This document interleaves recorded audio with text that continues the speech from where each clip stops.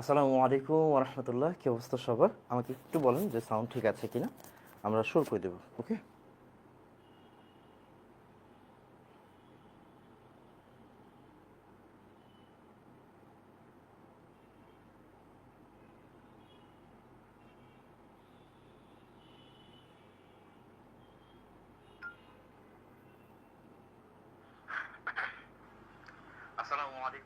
Sound কি ঠিক আছে? একটু দেখবেন। আমার মনে হয় সাউন্ড ঠিক আছে। ওকে। আচ্ছা, তো প্রথম কথা হচ্ছে ল্যাবরেটরি নিরাপদ ব্যবহারটা পড়তে হবে।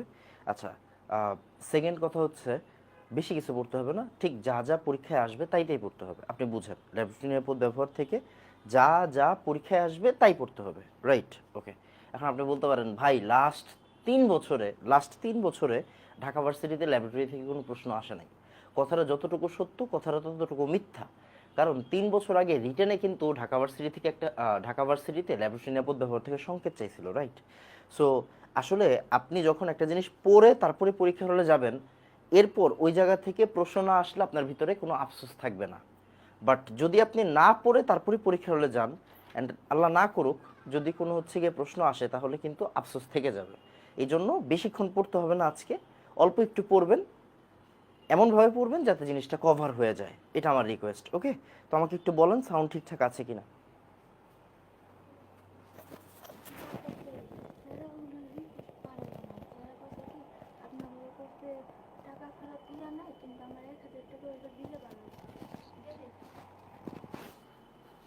ওকে, ঠিক আছে বাবা। আচ্ছা, এবার আমাকে একটা ছোট্ট জিনিস, কারণ অনেকে আপনাদের ভিতরে অনেকেরই টেন্ডেন্সি থাকে যে ভাই নাই তাহলে বাদ দিয়ে দিই। ঠিক আছে, নাই তাহলে বাদ দিয়ে দিই। আপনাদের ভিতরে অনেকেরই এই টেন্ডেন্সি আছে। সো এই টেন্ডেন্সি থাকলে হবে না, হ্যাঁ, এই টেন্ডেন্সি থাকলে হবে না। ওকে। ওকে, আচ্ছা, আমি একটু আজকে কেন জানি সাদা ব্যাকগ্রাউন্ডে পড়াইতে মন চাইতেছে আমার। হুম, দেখি সাদা ব্যাকগ্রাউন্ড একটু দেখি তো কেমন লাগে। দেখেন তো সব কিছু ক্লিয়ার আছে কিনা, লেখা লেখা কি বোঝা যায়, দেখেন তো। বিসমিল্লাহ রহমান রহিম। বহুত বছর পরে আমি সাদা ইয়াতে পড়াচ্ছি।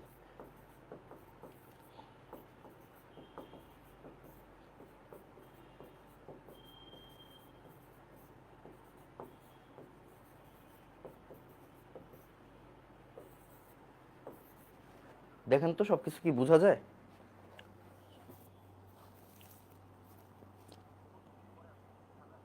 আজকে কি 2টা চ্যাপ্টার শেষ করবেন? না রে ভাই, আমার এত তেল নাই, এত তেল নাই 2টা চ্যাপ্টার আজকে শেষ করুক, পাগলে পাইছে।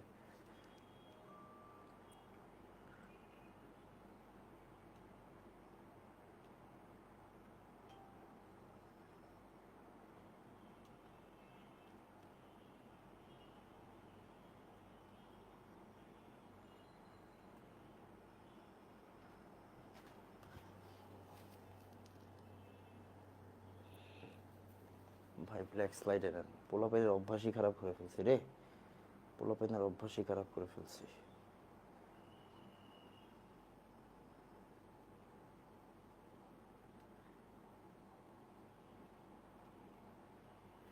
এক সেকেন্ড, হ্যাঁ, এক সেকেন্ড। সাদা একটু পড়াইতে হবে আজকে, কারণ আছে।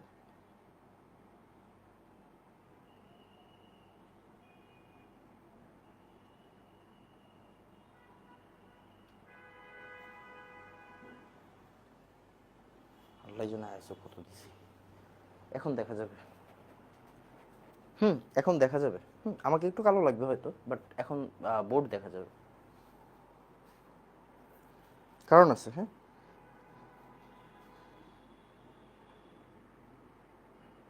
ওকে,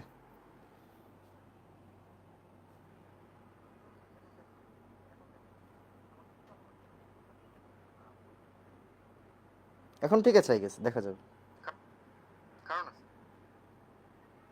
আচ্ছা, দেখেন দেখেন, প্যারা নেই, হ্যাঁ। আচ্ছা, প্রথম কথা হচ্ছে আমরা একটু আমাদের হ্যান্ড নোটটা পড়বো, বুঝছেন? হ্যান্ড নোট পড়বো।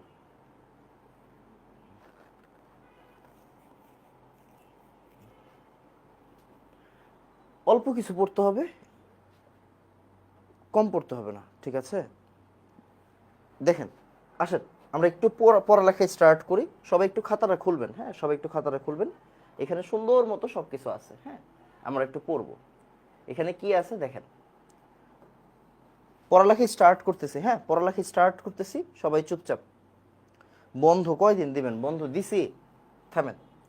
একটা একটা করে পেজ পড়বো আমরা, হ্যাঁ দেখেন এখানে কি লেখা আছে, সেটা হচ্ছে অ্যাপ্রনের হাতা, মানে আমরা প্রশ্ন ওয়াইজ পড়বো, আমরা প্রশ্ন ওয়াইজ পড়বো, হাইয়েস্ট গেলে 1.5 ঘন্টা লাগবে, হাইয়েস্ট গেলে। চুপচাপ থাকবো, পড়ালেখা শেষ করে ফেলি, আসেন।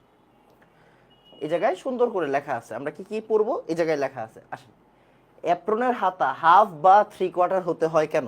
জাস্ট নর্মাল প্রশ্ন, যাতে হাতে কোনো রাসায়নিক পদার্থ না লেগে যায়, ল্যাব কোট বা অ্যাপ্রনের কোনো অংশ যেন সহজে বুনসেন বার্নারের শিখায় সংস্পর্শে না আসতে পারে। বেসিক কথা, মানে আমরা 3/4 হাতা কেন পড়ি? যাতে করে ল্যাবের কোনো রাসায়নিক পদার্থ না লেগে যায়। সরি, ফুল হাতা কেন পড়ি? হাফ বা 3/4 হতে হয় কেন? যাতে রাসায়নিক পদার্থ সহজে লেগে না যায়, আর যাতে বুনসেন বার্নারের শিখা আমার এইটা পুরাইতে না পারে, এই জন্য আমরা হাফ হাতা বা 3/4 পড়ি। শেষ, ওকে। নিরাপদ চশমা বা গগলস বা সেফটি গ্লাস ব্যবহার করতে হয় কেন? ক্ষতিকর ও সহজে উদ্দায়ী, মানে কি, যেগুলা ভোলাটাইল, ক্ষতিকর ও সহজে উদ্দায়ী রাসায়নিক পদার্থের ধোঁয়া থেকে চোখকে রক্ষা করার জন্য। মানে আমরা যে গগলস পরি, ওইটা কেন পরি? যাতে করে কোনো, মনে করেন একটা রাসায়নিক পদার্থ উদ্দায়ী, ভোলাটাইল, তো ও কি আমার চোখে আসতে পারে, তার জন্য আমরা কি করব? রাসায়নিক পদার্থ ধোঁয়া থেকে চোখকে রক্ষা করার জন্য। শেষ। তারপরে ছিটকে পড়া রাসায়নিক, যেমন যেমন মনে করেন হচ্ছে সোডিয়াম পানিতে দিলে ব্লাস্ট হয়, হ্যাঁ, তো ছিটকে পড়া রাসায়নিক পদার্থ বা রাসায়নিক ল্যাবে বিষাক্ত ধোঁয়া বা বাষ্প থেকে চোখকে বাঁচাতে। তার মানে কোনো একটা কেমিক্যাল আপনি নিয়ে কাজ করতেছেন, ওইটা থেকে কোনো স্মেল বলেন বা ওইটা থেকে কোনো ধোঁয়া বলেন, ওইটা যাতে চোখে না আসে, তাই আমরা কি করি? নিরাপদ চশমা বা গগলস বা সেফটি গ্লাস ব্যবহার করি। শেষ। দেখছেন, জাস্ট বাংলা পড়া, জাস্ট বাংলা পড়া, তেমন কিচ্ছু না, জাস্ট বাংলা পড়া। সো একটু পড়ে ফেলতে হবে এগুলো। বলেন এক ডান, ফার্স্ট বলেন এক ডান। জাস্ট এইখানে যা আছে আপনি তা পড়বেন, আর কিচ্ছু পড়ার দরকার নেই। এইখানে যা আছে আপনি তা পড়বেন, আপনার ফুল চ্যাপ্টার হয়ে যাবে। ওকে, বুঝতে পারতেছেন? এটা শর্টে নাই, তার মানে কি আমাদের বেছে বেছে পড়তে হবে, হ্যাঁ বেছে বেছে পড়তে হবে। এর যেমন এটা রিডিং পড়া, আমরা প্রশ্ন ওয়াইজ পড়লাম যাতে করে আমাদের পড়া হয়ে যায়। ওকে, ফার্স্ট ডান বাবা। বই দেখে পড়ান, পারবো না, যা পড়াচ্ছি তাই পড়ান, কাজে দিবে। Okay fine. এবার দেখেন হ্যান্ড গ্লাভসের প্রয়োজনীয়তা। হ্যাঁ, হ্যান্ড গ্লাভসের প্রয়োজনীয়তা, হ্যান্ড গ্লাভসের প্রয়োজনীয়তা কি? অ্যাসিড, ক্ষার, বিভিন্ন ক্ষতিকারক পদার্থের সংস্পর্শ হাতে ঘটবে না। মানে আমরা গ্লাভস পরি কেন? যাতে অ্যাসিড, ক্ষার, বিভিন্ন ক্ষতিকারক পদার্থের সংস্পর্শ হাতে না লাগে। তারপরে ফিল্টার পেপার, কাচের টুকরা, ভাঙা কর্ক, যেমন আমরা ফিল্টার পেপার নিয়ে কাজ করি। তারপর কাচের টুকরা, মানে কোনো একটা মনে করেন হচ্ছে গ্লাস রড ভেঙে গেল, কোনো একটা টেস্ট টিউব ভেঙে গেল, কাচের টুকরা, ভাঙা কর্ক ডাস্টবিনে ফেলার সময় হ্যান্ড গ্লাভস ব্যবহার করা উচিত, কারণ এগুলোতে কেমিক্যাল লেগে থাকে, রাইট? তো এগুলো মনে করেন হুট করে পড়ে যায়, হাত থেকে পড়ে যায়, বা হচ্ছে গিয়ে আশেপাশে কেউ একজন আপনার ফ্রেন্ড ফেলে দিল, যাতে এগুলো আপনার হাতে না লাগে, হাতের কোনো ক্ষতি না হয়, তাই আমরা কি করি? হ্যান্ড গ্লাভস পরি। Okay fine. তারপর ল্যাবরেটরিতে ডিসপোজেবল হ্যান্ড গ্লাভস কেন ব্যবহার করা হয়? খুব মনোযোগ দিয়ে খেয়াল করেন, এই যে এই জায়গা থেকে মেডিকেলের প্রশ্ন বুঝবেন যে ডিসপোজেবল হ্যান্ড গ্লাভস কি? Nitrile gloves. এই যে এটা হচ্ছে জরুরি, এটাতে স্টার মার্ক দেন, যে এই যে আমরা যে ডিসপোজেবল হ্যান্ড গ্লাভস ব্যবহার করি, এটা কি? এটা হচ্ছে আমার নাইট্রাইল গ্লাভস। কি ধরনের গ্লাভস? Nitrile gloves. এইটা হচ্ছে আমার পয়েন্ট। ওকে, ল্যাবরেটরিতে রাসায়নিক গবেষণা প্রযুক্তির উৎকর্ষক হওয়ার পাশাপাশি পরিবেশ বান্ধব হওয়া প্রয়োজন। আচ্ছা, মানে এইটা কেন ব্যবহার করা হয়? যাতে এটা পরিবেশ বান্ধব। তারপরে বাজারে কম দামে পাওয়া সিনথেটিক গ্লাভস যেমন জিটেক্স, ল্যাটেক্স, ভিনাইল।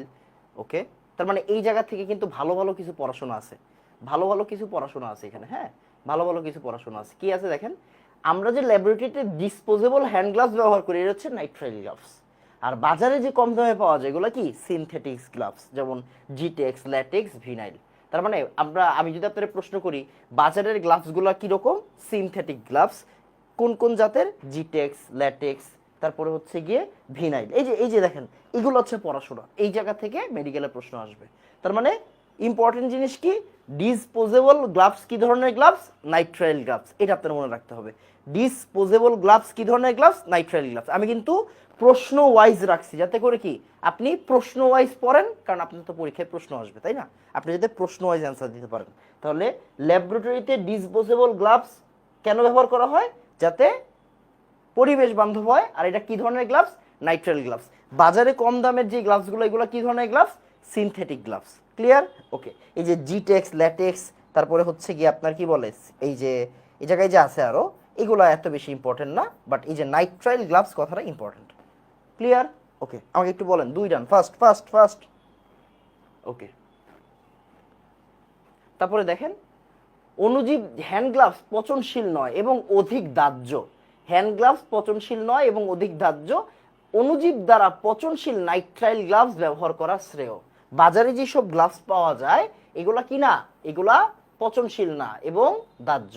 আর অণুজীব দ্বারা পচনশীল গ্লাভস ব্যবহার করা শ্রেয়, এই জন্য আমরা কি ব্যবহার করি, নাইট্রাইল গ্লাভস ব্যবহার করি। ক্লিয়ার? তাহলে আমরা যে ল্যাবরেটরিতে নাইট্রাইল গ্লাভস ব্যবহার করি, কেন করি, যাতে এটা পচে যায়, এটা পরিবেশ বান্ধব হয়। ক্লিয়ার? শেষ, আলোচনা শেষ। অল্প পড়তে হবে, জাস্ট যা পড়বো তাই। এরপর আপনার বই অটোমেটিক পড়া হয়ে যাবে, বই নতুন করে পড়ার দরকার নাই, বই নতুন করে পড়ার দরকার নেই, অটোমেটিক পড়া হয়ে যাবে। ওকে, তারপরে নাইট্রাইল গ্লাভসের দুইটা বৈশিষ্ট্য লেখো। এটা সংশ্লেষিত রাবার ও বিউটাডাইনের কোপলিমার, এগুলো মুখস্থ করার দরকার নেই, মুখস্থ করার কোনো দরকার নেই। ওকে,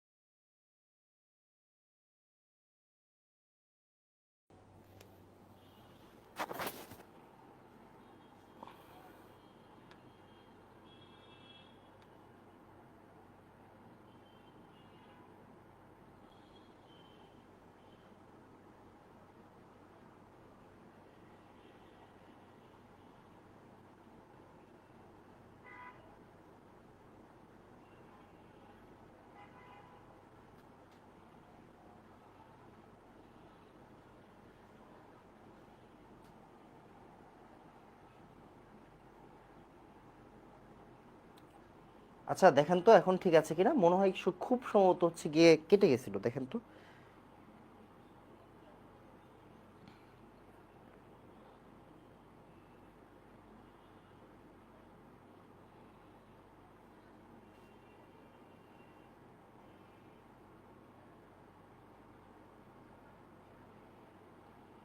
এখন কি ঠিক আছে, দেখেন তো। স্ট্রিমিং এর সমস্যা হয়েছিল, খুব সম্ভবত স্ট্রিমিং এর সমস্যা হয়েছিল। ওকে ওকে, আচ্ছা ফাইন, শেষ শেষ শেষ। এগুলো কি তুলবো, আমি নোটের স্লাইড দিয়ে দিব, তো তখন তুইলেন। এখন আপাতত আমার সাথে সাথে থাকেন, এই আমার সাথে সাথে এখন থাকেন, পড়েন, বইটা হাতে নেন, দেখবেন পড়া হয়ে গেছে, বুঝছেন। আর এটা তো আমি দিয়ে দিব, দিয়ে দিলে তখন নোট তুলতে পারবেন। দেখেন তাহলে এই যে আমরা যে বাজারে যে সিনথেটিক্স গ্লাভস ব্যবহার করা হয় ওইগুলোতে সমস্যা আছে। হ্যাঁ, যেমন জিটেক্স জ্বলন্ত বস্তু, ল্যাটেক্স অ্যালার্জি সৃষ্টি, ভিনাইল গ্লাভস ত্বকে বিরক্তি করে। হ্যাঁ, এইগুলোর জন্য গ্যাঞ্জাম নাই, আমাদের ইউজ করতে হবে কি, আমাদের ইউজ করতে হবে হচ্ছে কি, আমাদের কি বলো এটাকে, নাইট্রাইল গ্লাভস। শেষ। আচ্ছা, নিওপ্রিন গ্লাভস কি, নিওপ্রিন রাবার বা পলিক্রোপি, এগুলো আগে আসতো এখন আসে না, এগুলো নিয়ে টেনশন নাই, জাস্ট একবার রিভিশন দেন। হ্যাঁ, একবার রিভিশন দেন, এগুলো আসবে না। তারপরে মাস্ক, দেখেন carbon dioxide, ammonia, H2S, SO2, SO2, nitrogen dioxide ইত্যাদি ক্ষতিকর গ্যাসের প্রভাবে শ্বাসকষ্ট, মাথা ব্যথা, চোখে পানি আসা, জ্বালা করা ইত্যাদি থেকে বাঁচতে মাস্ক ব্যবহার করা হয়। তাহলে মাস্ক কেন ব্যবহার করা হয়? মাস্ক ব্যবহার করা হয় বিভিন্ন দূষিত গ্যাস, দূষক, carbon dioxide, ammonia, H2S, sulphur dioxide, nitrogen dioxide, এইসব ক্ষতিকর গ্যাস থেকে বাঁচতে মাস্ক ব্যবহার করা হয়। সেটা কি রকেট সায়েন্স না। এরপর জুতা ব্যবহার করা হয়, স্যান্ডেল না, কারণ স্যান্ডেল আপনার পাকে রক্ষা করতে পারে না, হুট করে আপনার হাত থেকে একটা কেমিক্যাল পড়ে গেল, এটা যাতে আপনার বডিতে টাচ না লাগে, তাই আমরা স্যান্ডেল না ব্যবহার করি, জুতা ব্যবহার করি। তারপরে ক্যাপ ব্যবহার করা হয়। একটু খেয়াল করে দেখেন, মানে বুঝার বিষয় আছে। আগে মেডিকেলে প্রশ্ন আসতো কিরকম ভাবে, যে নিচের কোনটি সত্য নয়, নিচের কোনটি ভুল, নিচের কোনটি সঠিক নয়। তো এই ধরনের প্রশ্নে আপনাকে কিন্তু হুট করে বিভিন্ন অপশন দিতে পারে। তো বিভিন্ন অপশন দিলে যাতে আপনি না পারেন, দেখেন এখন সরকার চেঞ্জ হয়েছে, এখন প্রশ্ন কঠিন হওয়ার চান্স বেশি। সো প্রশ্ন যদি কঠিন হয় তখন আপনাকে আটকাইতে পারবে না। এই জন্য রিডিং পড়ার কোনো বিকল্প নাই, বারবার রিডিং পড়বেন, একটা জিনিস বারবার রিডিং পড়বেন। ওকে, তারপর আচ্ছা, তারপরে দেখেন এই জায়গাটা খুব ইম্পর্টেন্ট। হ্যাঁ, এই জায়গায় খুব ইম্পর্টেন্ট, এই যে রক্ষা প্লেটের লাইনটা খুব ইম্পর্টেন্ট। হ্যাঁ, রক্ষা প্লেটের লাইন ইম্পর্টেন্ট। বাজারের প্লাস্টিকের চশমায় যাতে রক্ষা প্লেট থাকে। হ্যাঁ, রক্ষা প্লেট, এই যে দেখেন রক্ষা প্লেট, তার মানে চশমাটা কিরকম হতে হবে, রক্ষা প্লেট থাকবে। হ্যাঁ, রক্ষা প্লেট থাকবে, জাস্ট একটু জেনে রাখেন। তারপর ল্যাবের গ্লাস সামগ্রীতে ব্যবহৃত গ্লাসের শ্রেণী বিভাগ আলোচনা করো, এটা রিটেনে আসে। এটা একবার হচ্ছে গিয়ে রাজশাহী ভার্সিটির রিটেনে আসছিল। হ্যাঁ, খুব সম্ভবত, বা রুয়েটে আসছিল, রাজশাহী বা রুয়েট কোনো একটাতে আসছিল। একটু দেখেন ল্যাবে যে কোন ধরনের গ্লাস ব্যবহার করা হয়, এর মধ্যে সফট গ্লাস, পাইরেক্স গ্লাস, খুব ইম্পর্টেন্ট, খুব ইম্পর্টেন্ট। গ্লাসের প্রকারভেদ খুব ইম্পর্টেন্ট, এটা মাথায় রাখবেন। ল্যাবের গ্লাস সামগ্রীতে ব্যবহৃত গ্লাসের শ্রেণী বিভাগ, এখানে কি কি আছে, সফট গ্লাস। সফট গ্লাস দিয়ে কি কি তৈরি করা হয় দেখেন তো, এই যে গ্লাস রড, আপনারা দেখছেন গ্লাস রড, দেখছেন না, দেখছেন। তারপরে ওয়াচ গ্লাস, ফানেল, লিবিক শীতক, লিবিক শীতক আমরা দেখছি, রাইট, লিবিক শীতক দেখছি। সোডিয়াম ও ক্যালসিয়ামের সিলিকেটসের মিশ্রণ। তাহলে সফট গ্লাস কি দিয়ে তৈরি হয়, সোডিয়াম ও ক্যালসিয়ামের সিলিকেটের মিশ্রণ দিয়ে। সোডিয়াম ও ক্যালসিয়ামের সিলিকেটের মিশ্রণ দিয়ে গ্লাস রড তৈরি হয়। ওয়াচ গ্লাস, ফানেল, লিবিক শীতক, এগুলো কি দিয়ে তৈরি হয়, সফট গ্লাস দিয়ে। এগুলো কি দিয়ে তৈরি হয়, সফট গ্লাস দিয়ে। শেষ। পাইরেক্স গ্লাস, ভাই খুব ইম্পর্টেন্ট জিনিস, Pyrex glass, Pyrex glass, Pyrex glass. Pyrex গ্লাসে কি কি থাকে, সংযুক্তি জানতে হবে। Sodium oxide, potassium oxide, zinc oxide, barium oxide, silicon অক্সাইডের সাথে B2O3। মুখস্থের কিছু নাই, আপনি আপাতত দেখেন, পরে নোট করেন, পরে নোট করেন, আগে দেখেন। তাহলে পাইরেক্স গ্লাসে কি কি থাকে, সংযুক্তিগুলা, sodium oxide, potassium oxide, zinc oxide, barium oxide, silicon ডাইঅক্সাইডের সাথে কি থাকবে, B2O3 থাকবে। তারপর শক্ত পটাশ গ্লাস, শক্ত পটাশ গ্লাসে কি কি থাকে, K2O, ক্যালসিয়াম অক্সাইড, আর সাথে সিলিকন অক্সাইড। শক্ত পটাশ গ্লাস মানে কি, পটাশিয়াম থাকবেই, পটাশিয়াম থাকবে, ক্যালসিয়াম থাকবে, সিলিকন থাকবে। শেষ। আপনি যাই না রাখেন, পরে কাজে দিবে ভাই, পরে কাজে দিবে। ওকে, বলেন এতটুকু হয়েছে, তাড়াতাড়ি, আপনার বই কভার হয়ে যাচ্ছে। হ্যাঁ, আমার কাছে পড়লে আর পড়তে হবে না, একই পড়া, আপনার বই কভার হয়ে যাচ্ছে। খাতায় তুলবেন, পরে তুললেন, এখন তোলার দরকার নেই। হ্যাঁ, বইয়ে যা আছে এখানে তাই আছে। হ্যাঁ, বইয়ে যা আছে এখানে তাই আছে। কি,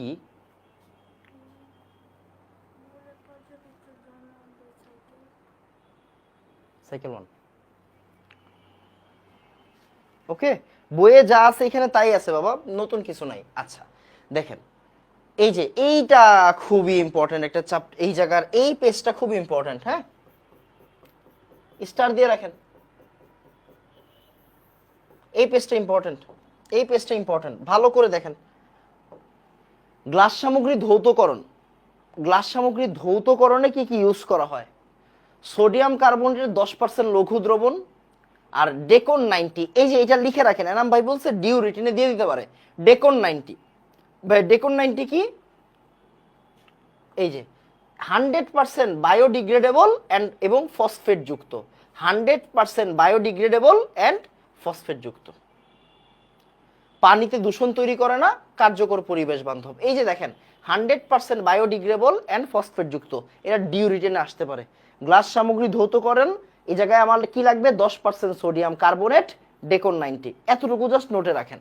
তারপর এই যে ভাই এটা অলরেডি প্রশ্ন আসছে, ডিউতে প্রশ্ন আসে এই জায়গা থেকে, ডিউতে প্রশ্ন আসে এই জায়গা থেকে, ডিউতে এর মধ্যে দুইবার আসছে প্রশ্ন এই জায়গা থেকে, দুইবার। কি প্রশ্ন আসছে? ক্রমিক অ্যাসিড মিশ্রণ, সর্বোত্তম গ্লাস পরিষ্কারক, সর্বোত্তম গ্লাস পরিষ্কারক কে? ক্রমিক অ্যাসিড মিশ্রণ। সর্বোত্তম গ্লাস পরিষ্কারক কে? ক্রমিক অ্যাসিড মিশ্রণ। বুলেটে লেগে থাকা তেল গ্রিস দূর করে।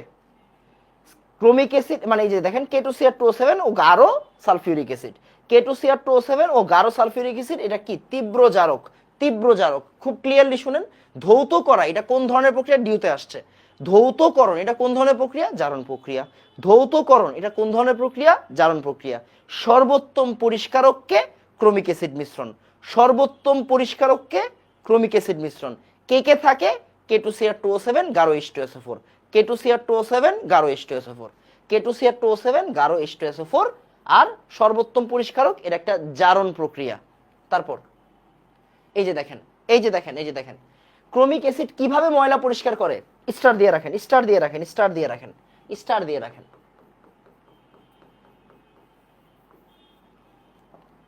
ক্রমিক অ্যাসিড কিভাবে ময়লা পরিষ্কার করে?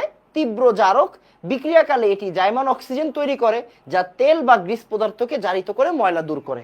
ডিউর জন্য বিক্রিয়া লাগবে, ডিউর জন্য বিক্রিয়া লাগবে, আর কিছু লাগবে না, ডিউর জন্য এই বিক্রিয়াটা লাগবে। K2Cr2O7 সালফিউরিক অ্যাসিডের সাথে বিক্রিয়া করতেছে, ক্রোমিক সালফেট তৈরি করবে, পটাশিয়াম সালফেট তৈরি করবে, পানি তৈরি করবে, আর এই যে দেখেন 3 মোল জাইমান অক্সিজেন তৈরি করবে। আমরা এটা জারণ বিজারণে পড়ছিলাম না, K2Cr2O7 আর ফেরাস সালফেট বিক্রিয়া করে। ফেরাস সালফেট নাই মনে করেন, তাহলে K2Cr2O7 সালফিউরিক অ্যাসিড কি তৈরি করে? ক্রোমিক সালফেট, পটাশিয়াম সালফেট, জারকের অক্সিজেন পানি হয়, মনে আছে? আর জাইমান অক্সিজেন, মুখস্থ করার কিছু নেই, অটোমেটিক হয়ে যাবে। তাহলে K2Cr2O7 সালফিউরিক অ্যাসিডের সাথে এই বিক্রিয়াটা করে, এই বিক্রিয়াটা ডিউর পোলাপাইনগুলো নোট করবে, ডিউরগুলো নোট করবে। এটা কি প্রসেস? জারণ প্রসেস। এটা কি প্রসেস? জারণ প্রসেস। এই জায়গা থেকে ডিউ প্রশ্ন করে, জারণ প্রসেস। শেষ। তারপর সালফিউরিক অ্যাসিড K2Cr2O7 এর মধ্যে দিলে তাপ উৎপাদী বিক্রিয়া হয়। সালফিউরিক অ্যাসিড পানি শোষী এবং ক্ষয়কারী পদার্থ।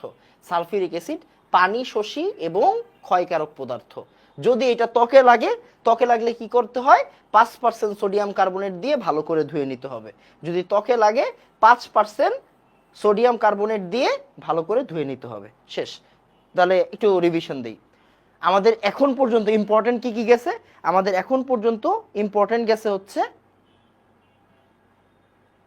গ্লাভস। গ্লাভসের মধ্যে আমরা ল্যাবরেটরিতে কোন ধরনের গ্লাভস ইউজ করি? Nitrile gloves. বাজারে কোন ধরনের গ্লাভস পাওয়া যায়? Synthetic gloves. সিনথেটিক গ্লাভসে কি কি সমস্যা? অ্যালার্জি তৈরি করে, জ্বলন সৃষ্টি করে। ওকে, নাইট্রাইল গ্লাভস এগুলো করে না। নাইট্রাইল গ্লাভস কেন ইউজ করা হয় ভাইয়া? ও পরিবেশ বান্ধব, ও পরিবেশ বান্ধব। Okay fine. তারপরে আমরা কি পড়লাম ভাইয়া? গ্লাস পরিষ্কারক হিসেবে কি ব্যবহার করা হয়? গ্লাস পরিষ্কারক হিসেবে ক্রোমিক অ্যাসিড মিশ্রণ ব্যবহার করা হয়। ঢাকা ভার্সিটি এখান থেকে প্রশ্ন দিছে, তার মানে আপনাকে পড়তে হবে। শেষ। ক্রোমিক অ্যাসিড মিশ্রণ মানে কি? K2Cr2O7 প্লাস গাঢ় সালফিউরিক অ্যাসিড। ওকে ভাইয়া, ও কিভাবে রিয়েক্ট করে? K2Cr2O7 সালফিউরিক অ্যাসিডের সাথে বিক্রিয়া দিলে কি হবে? পটাশিয়াম সালফেট, ক্রোমিক সালফেট, জারকের অক্সিজেন পানি তৈরি করবে, আর কি হবে? 3টা জাইমান অক্সিজেন তৈরি করবে। জাইমান অক্সিজেনগুলো তেল বা গ্রিজের সাথে ময়লা দূর করবে। ক্লিয়ার? চশমার বৈশিষ্ট্য কি থাকতে হবে? রক্ষা প্লেট আছে। চশমার বৈশিষ্ট্য মানে রক্ষা প্লেট থাকবে। চশমার বৈশিষ্ট্য মানে রক্ষা প্লেট থাকবে। শেষ, আলোচনা শেষ। তারপর এই যে সালফিউরিক অ্যাসিড, সালফিউরিক অ্যাসিড যদি হাতে লাগে, সালফিউরিক অ্যাসিড যদি হাতে লাগে তাহলে কি হবে? 5% সোডিয়াম কার্বনেট দিয়ে ধুয়ে নিতে হবে।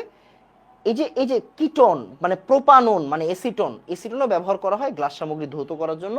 ইম্পর্টেন্ট না, জানার দরকার নাই। শেষ। শেষ। রিভিশনের উপর থাকবেন। আচ্ছা, এই যে দেখেন ঢাকা ভার্সিটি অলরেডি এই জায়গা থেকে প্রশ্ন দিছে, ডিও এখান থেকে অলরেডি প্রশ্ন দিছে। কি দিছে? নিচের কে গ্লাস ক্ষয় করে? নিচের কে গ্লাস ক্ষয় করে? নিচের কে গ্লাস ক্ষয় করে? ঢাকা ভার্সিটির প্রশ্নের কথা বলতেছি। নিচের কে গ্লাস ক্ষয় করে? HF, HF, HF, HF glass ক্ষয় করে। এইচএফ গ্লাস ক্ষয় করে। কেমনে করে? ডিওর জন্য বিক্রিয়া লাগবে, ডিওর জন্য এই বিক্রিয়া লাগবে। শেষ। আমি পড়তে বলছি, আপনি পড়ে যাবেন, বাকিটা আপনার ব্যাপার। ডিওর জন্য বিক্রিয়া লাগবে। আচ্ছা, বিক্রিয়া বুঝাই দিই। দেখেন গ্লাসের ভিতরে কি থাকে? Sodium hydroxide, silicon dioxide. ওরা মিলে কি তৈরি করে? সোডিয়াম সিলিকেট তৈরি করে। ওরা মিলে কি তৈরি করে? সোডিয়াম সিলিকেট তৈরি করে। এই সোডিয়াম সিলিকেট এইচএফ এর সাথে বিক্রিয়া করে NaF SiF4 পানি তৈরি করে। এই SiF4 এইচএফ এর সাথে বিক্রিয়া করে এই যৌগটা তৈরি করে।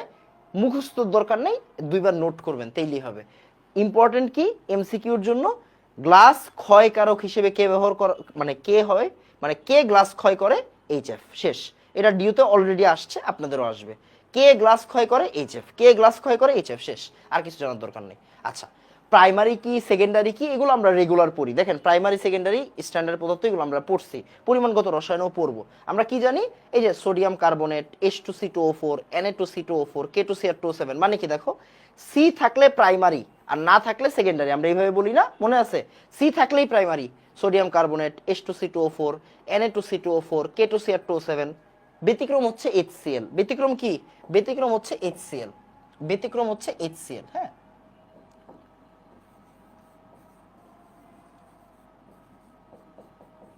ব্যতিক্রম হচ্ছে HCl, মানে ওর ভিতরে সি আছে তাও কি ও সেকেন্ডারি।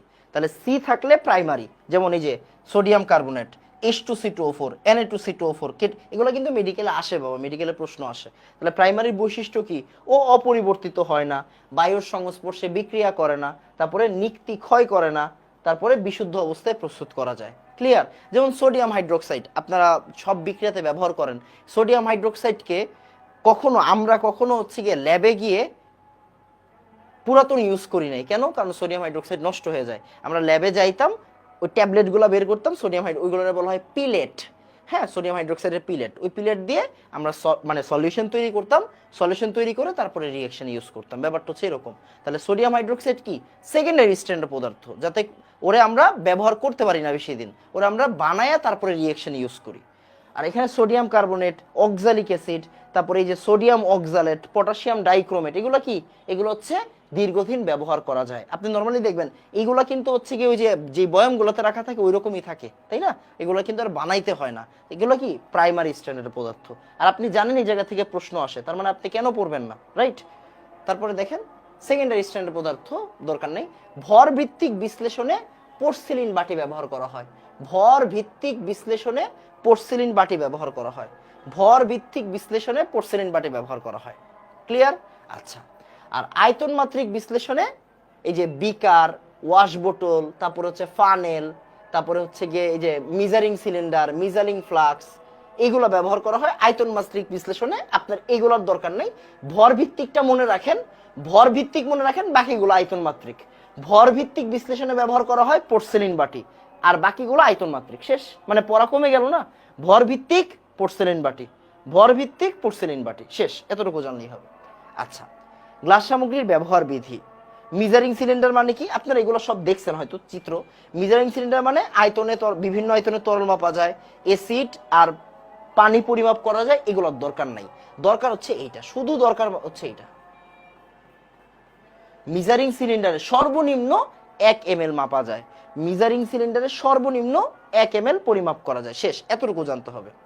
মিজারিং ফ্লাক্স, এই যে দেখেন, এই যে দেখেন, এই যে দেখেন, টু কন্টেইন, এটা মিজারিং ফ্লাক্সে থাকে। তার মানে কি? মিজারিং ফ্লাক্সে টিসি বা টু কন্টেইন থাকে, এটা জানা দরকার। মিজারিং ফ্লাক্সে টু কন্টেইন থাকে। বেশি পড়বেন না, অল্প পড়েন, অল্প পড়েন, অল্প পড়েন। তাহলে মিজারিং সিলিন্ডারে সর্বনিম্ন 1 ml মাপা যায়। মিজারিং সিলিন্ডারে সর্বনিম্ন 1 ml মাপা যায়। মিজারিং ফ্লাক্সে টু কন্টেইন লেখা থাকে, টিসি, টু কন্টেইন লেখা থাকে। শেষ। বুরেট, এই যে দেখেন বুরেট, বুরেটে কি? এই যে এই জায়গাটা ইম্পর্টেন্ট। ক্ষুদ্রতম ভাগের আয়তন 0.1 ml, ক্ষুদ্রতম ভাগের আয়তন 0.1 ml। তাহলে বুরেট আমরা টাইট্রেশন করছি না, ল্যাবে টাইট্রেশন করছি না। বুরেট চিনেন না, পিপেট চিনেন না। বুরেট মানে ওই যে যেটাতে হচ্ছে গিয়ে যেটা ঝুলানো থাকে, আর পিপেট হলো যেটা দিয়ে টান দেয়। হ্যাঁ, যেটা দিয়ে টান দেয়। তো পোলাপাইন, আমগো সাথে পোলাপাইন মনে করেন ধুমায়া বিড়ি খাইতো, বুঝছেন? তো হইলো গিয়া এই যে পিপেট দিয়া বলতেছে, মামা দেখি কতটুকু টান দেওয়া যায়, গেছে গায়ে ভিতরে। ঠিক আছে, ব্যাপারটা এরকম। তো বুরেট ক্ষুদ্রতম ভাগের আয়তন কি? 0.1 ml। একটুক জানতে হবে, বুরেটে ক্ষুদ্রতম ভাগের আয়তন 0.1 ml। আচ্ছা, পিপেটিং টাইট্রেশনের জন্য অজানা দ্রবণ, দুইটি বিকারকের দ্রবণের তুল্য পরিমাণ দরকার নাই, এগুলো মনে রাখার দরকার নাই। তাহলে বুরেটে ক্ষুদ্রতম ভাগের আয়তন কি? ক্ষুদ্রতম ভাগের আয়তন 0.1 ml। শেষ। বিক্রিয়া ঘটানো হয় কিসে? কনিক্যাল ফ্লাক্সে। বিক্রিয়া ঘটানো হয় কিসে? Conical flask. আরে ভাই, এই যে বুলেট থেকে যখন পড়বে ওইটা কোন জায়গায় আপনি যে নাড়াচাড়া করেন নির্দেশক দিয়ে, এটা কি?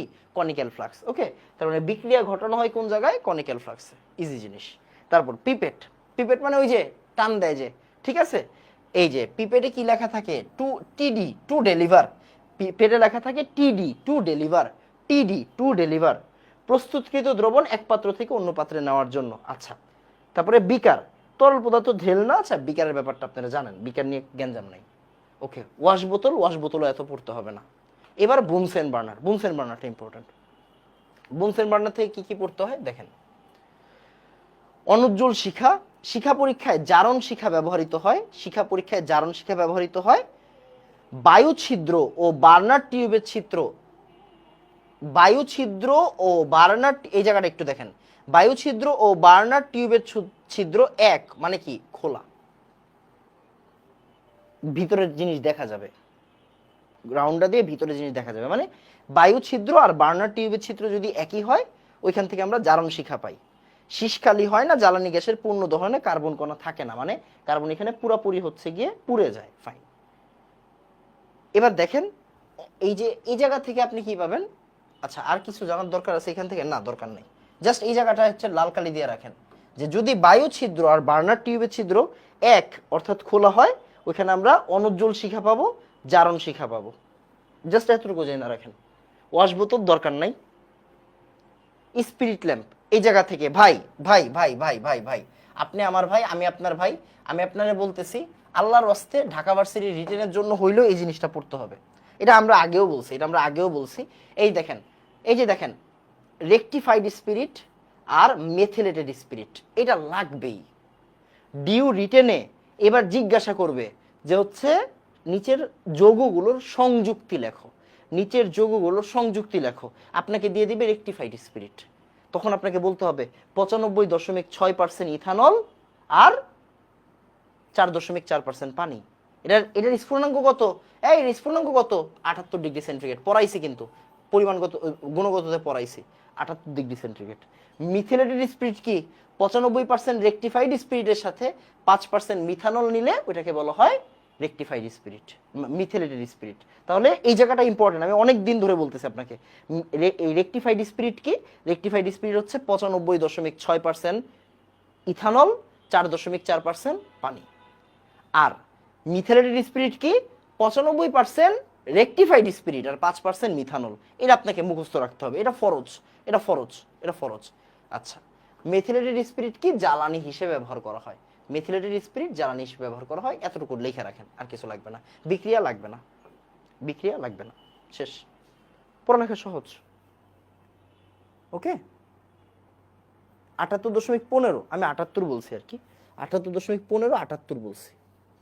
ওকে, আচ্ছা বলেন তো, এই যে এতক্ষণ পর্যন্ত যা যা পড়ছি, যা যা বলছি, তা বুঝছেন কিনা? তাড়াতাড়ি অল্প পড়বেন ভাই, আমি বারবার বলছি এই চ্যাপ্টার নিয়ে প্যারা খাবেন না। যতটুক পড়াচ্ছি, যতটুক দাগাই দিচ্ছি, ওটুক পড়েন। যতটুক দাগাই দিচ্ছি ওটুক পড়েন, তাইলেই হবে। দাগাই দেওয়া পাঠটা পড়লেই হবে।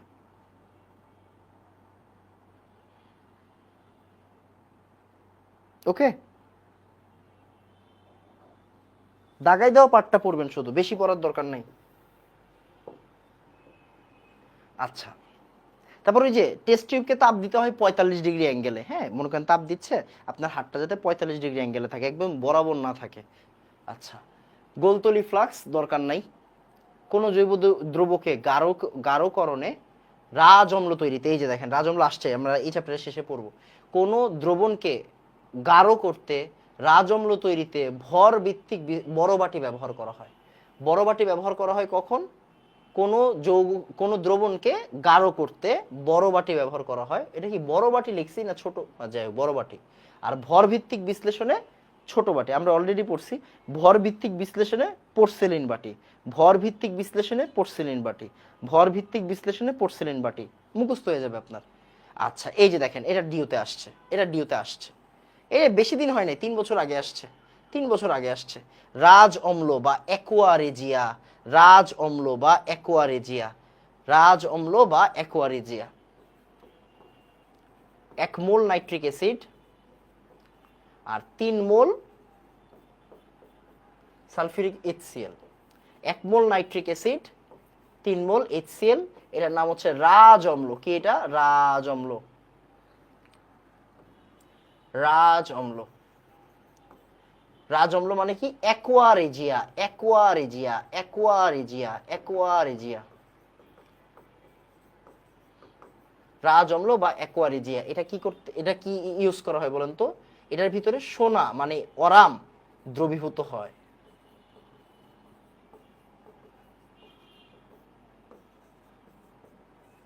অরাম বা স্বর্ণ গলাইতে রাজ অম্ল ব্যবহার করা হয়, গলাইতে। তাহলে অরাম বা স্বর্ণ গলাইতে রাজ অম্ল ব্যবহার করা হয়। রাজ অম্ল মানে অ্যাকোয়ারেজিয়া, এটা অলরেডি ঢাকা ভার্সিটিতে আসছে। অ্যাকোয়ারেজিয়া রাজ অম্ল, 1 মোল নাইট্রিক অ্যাসিড 3 মোল HCl, স্বর্ণ দ্রবীভূত হয়, স্বর্ণ গলাইতে ব্যবহার করা হয়, ফরজ। ওকে। গ্লাস রডের পরিবর্তে টেফলন রড ব্যবহার করা হয়। গ্লাস রডের পরিবর্তে টেফলন রড ব্যবহার করা যায়। গ্লাস রডের পরিবর্তে টেফলন রড ব্যবহার করা যায়। গোলতলি ফ্লাক্সকে ওয়াটার বাথে নিয়ে, এই যে দেখেন ওয়াটার বাথে নিয়ে ধীরে ধীরে তাপ দেওয়া হয়। গোলতলি ফ্লাক্সকে ওয়াটার বাথে নিয়ে ধীরে ধীরে তাপ দেওয়া হয়। জাস্ট রিডিং পড়েন, মুখস্থ রাখার দরকার নেই। রিডিং পড়েন, মুখস্থ রাখার দরকার নেই। তাহলে গোলতলি ফ্লাক্সকে ধীরে ধীরে তাপ দেওয়া হয় কি দিয়ে? ওয়াটার বাথে বা পানিগাহ বলা হয় এটাকে বাংলায়। আচ্ছা, এই যে এই জায়গাটা খুব ইম্পর্টেন্ট, দেখেন এই জায়গাটা ইম্পর্টেন্ট, এই জায়গাটা ইম্পর্টেন্ট। হ্যাঁ, রাসায়নিক পদার্থ শুকানোর কাজে, রাসায়নিক পদার্থ শুকানোর কাজে ডেসিকেটার ব্যবহার করা হয়। কি ব্যবহার করা হয়? ডেসিকেটার। ডেসিকেটার ব্যবহার করা হয়। এতে শুষ্ক কারক হিসেবে ক্যালসিয়াম ক্লোরাইড থাকে। এগুলা, এটা চট্টগ্রাম ভার্সিটিতে একবার আসছিল। এই যে ডেসিকেটরে শুষ্ক কারক হিসেবে কে থাকে? Calcium chloride. ডেসিকেটর মানে শুকাইতে ব্যবহার করা হয়। ডেসিকেটরে শুষ্ক কারক হিসেবে কে থাকে? Calcium chloride. ডেসিকেটরে শুষ্ক কারক হিসেবে কে থাকে? Calcium chloride. শেষ পড়াশোনা। আচ্ছা, এখানে কঠিন শুষ্ক কারক আছে, তরল শুষ্ক কারক। দেখেন আমরা জানি ফোম বা তরল শুষ্ক কারক হচ্ছে এই যে আমার সালফিউরিক অ্যাসিড, এটা আমরা জানি। আমরা জানি না সালফিউরিক অ্যাসিড কি? নিরোধক, রাইট, নিরোধক।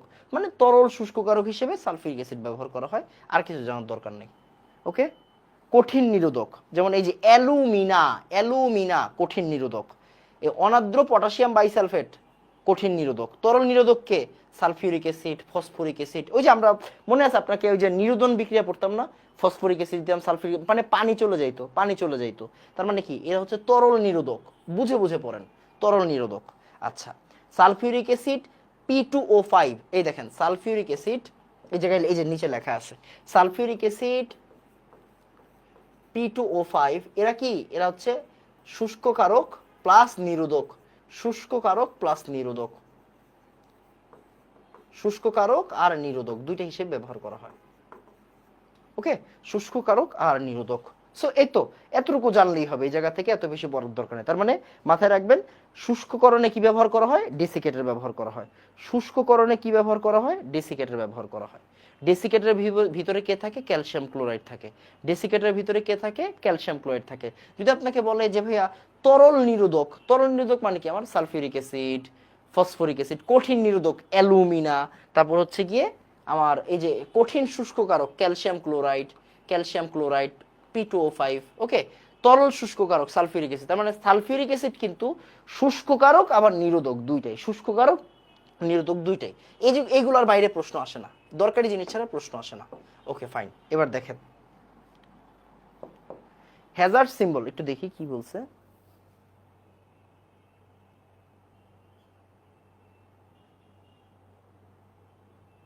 জোটটুক দাগাইছে ভাই, আমি তো নোটটা তোমারে দিব, তুমি তো পুরোটা আমার সাথে সাথে রিডিং পড়বা, আর জোটটুক দাগাই দিচ্ছি ওটুক পড়বা, এবারে কিছু পড়ার দরকার নেই চ্যাপ্টার থেকে। হ্যাজার্ড সিম্বল কাকে বলে? 10টা সিম্বল হ্যাজার্ড সিম্বল হিসেবে আন্তর্জাতিকভাবে স্বীকৃত। 10টা সিম্বল স্বীকৃত, শেষ। এতটুকু জেনে রাখেন। বিপজ্জনক রাসায়নিক দ্রব্যের, ওই যে মনে আছে বিভিন্ন প্রকার কঙ্কাল টঙ্কালের ছবি থাকতো না বোতলের উপরে একটা চার্ট ছিল, বোতলের উপরে বিভিন্ন ধরনের কঙ্কালের ছবি থাকতো, ফ্লেমের ছবি থাকতো, ওইগুলো হচ্ছে হ্যাজার্ড সিম্বল। শেষ। ওকে। এই যে পূর্ণরূপ BDH, ব্রিটিশ ড্রাগ হাউস, এটা যদিও আসবে না, বাট বললাম আর কি, পূর্ণরূপগুলো কিন্তু বুয়েট রিটেনে আসে, ডিও রিটেনেও আসবে, এটা একটু মাথায় রেখেন। হ্যাঁ, এই যে এগুলা লাগবে না, এগুলো হচ্ছে গিয়ে রাসায়নিক দ্রব্য উৎপাদনকারী প্রতিষ্ঠান, বাদ দেন। ওকে, এগুলো বাদ দেন। One chemical one level world wide. এটা মানে কি, মানে ওই যে দেখেন যে 1992 সালে জাতিসংঘের উদ্যোগে পরিবেশ ও উন্নয়ন নামে একটি সম্মেলন অনুষ্ঠিত হয়। এই সম্মেলনের বিষয় ছিল গ্লোবালি হারমোনাইজ সিস্টেম চালু করা। উদ্দেশ্য ছিল one chemical one level world wide. মানে কি, এক মানে যেমন জিনিসটা কি, আমার দেশে একটা জিনিস যদি এক লেভেলিং এ থাকে, আরেক দেশে সেম জিনিস যদি অন্য লেভেলিং এ থাকে, লাভ কি? তাহলে তো ইম্পোর্ট এক্সপোর্টে ঝামেলা হবে, রাইট? তো এই জন্য এটাকে বলা হয় one chemical one level world wide. শেষ, এটা জানার কিছু নাই, এটা এমনি জাস্ট রিডিং পড়েন।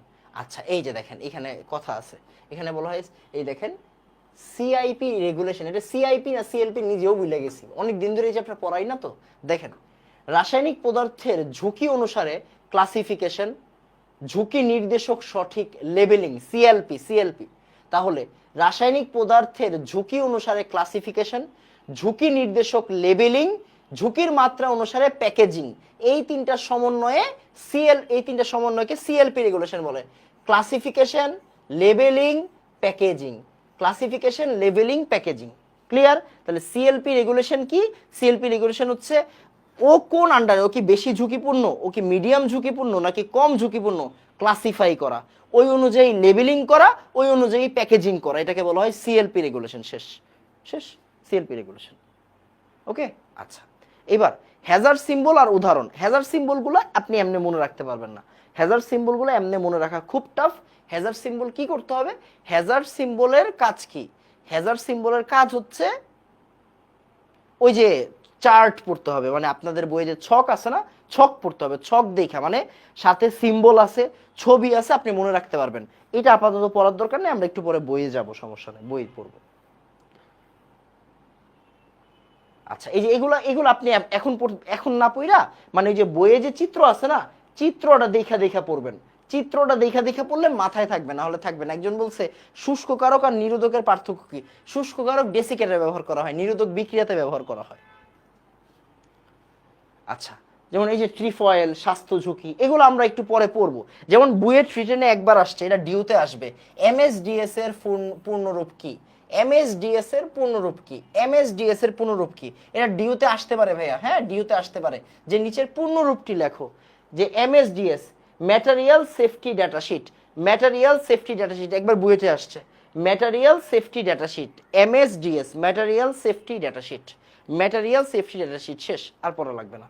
তারপর এই জায়গা থেকে কি আছে, আচ্ছা, ওই যে কারা কারা হচ্ছে গিয়ে ফ্লেমেবল, কারা কারা টক্সিক, ওইগুলোকে আলাদা করা হয়েছে। আমরা এগুলো বই দেখে তারপরে পড়বো, বই দেখে তারপরে পড়বো। এই যে দেখুন, এইটা ইম্পর্টেন্ট, হ্যাঁ লেখেন, ক্ষয়কারী পদার্থের পিএইচ। হ্যাঁ, ক্ষয়কারী পদার্থের পিএইচ এর রেঞ্জ, ক্ষয়কারী পদার্থের পিএইচ এর রেঞ্জ, ক্ষয়কারী পদার্থের পিএইচ এর রেঞ্জ, যে দেখেন 2 থেকে কম 12.5 থেকে বেশি, 2 থেকে কম 12.5 থেকে বেশি, মানে 2 থেকে 12.5 মধ্যে, 2 থেকে 12.5 মধ্যে, 2 থেকে 12.5 মধ্যে। ওকে, 2 থেকে 12.5 মধ্যে। তাহলে এই ক্ষয়কারী পদার্থের পিএইচ কি হবে? 2 থেকে 12.5 মধ্যে। আচ্ছা, গাঢ় সালফিউরিক অ্যাসিড কাঠের, এই যে দেখো, এটা একবার বুয়েটে আসছে, এটা একবার বুয়েটে আসছে। গাঢ় সালফিউরিক অ্যাসিড কাঠের আলমারির উপর রাখলে ওই কাঠ পুড়ে কালো হয়ে যায় কেন? কারণ কি? সালফিউরিক অ্যাসিড পানি শোষী, কাঠ সেলুলোজ দিয়ে তৈরি। সালফিউরিক অ্যাসিড পানি শোষণ করে, কাঠ সেলুলোজ দিয়ে তৈরি।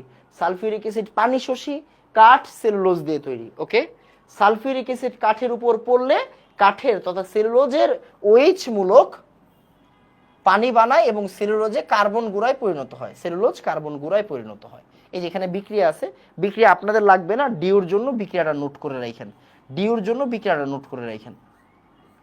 কাঠের মানে সেলুলোজের সাথে সালফিউরিক অ্যাসিড, দেখো সেলুলোজ, কাঠে থাকে সেলুলোজ, C6H10O5, C6H10O5 কেন বলো তো কেন?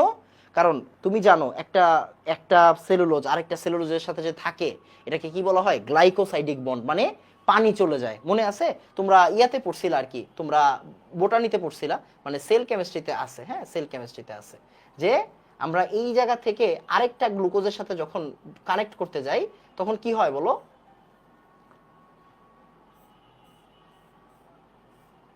এই যে এখনো পানি এখান থেকে বের হয়ে যায়, তাহলে এখনো যদি পানি বের হয়ে যায়, H2O বের হয়ে গেলে এখানে একটা গ্লাইকোসাইডিক বন্ড থাকে। এই গ্লাইকোসাইডিক বন্ডের জন্য কি দেখো C6H10O5, 10 মানে দেখো এখনো পানি কমে গেছে, এইচ দুইটা কমে গেছে, ও একটা কমে গেছে, এখনো পানি বের হয়ে যায়। কেন? ওই যখন তুমি একসাথে যুক্ত রাখো তখন এটা কি গ্লাইকোসাইডিক বন্ডে একসাথে থাকে, গ্লাইকোসাইডিক বন্ড। ভাইয়া দেখো গ্লাইকোসাইডিক বন্ড, পেপটাইড বন্ড, এগুলা এগুলা কেমিস্ট্রিতেও জিজ্ঞাসা করে, এগুলা বোটানি মানে বায়োলজিতে জিজ্ঞাসা করে। তো এটা জানার দরকার নেই যে তুমি কেমিস্ট্রি না বায়োলজি পড়তেছো, তোমার বেসিকটা থাকা জরুরি, গ্লাইকোসাইডিক বন্ড।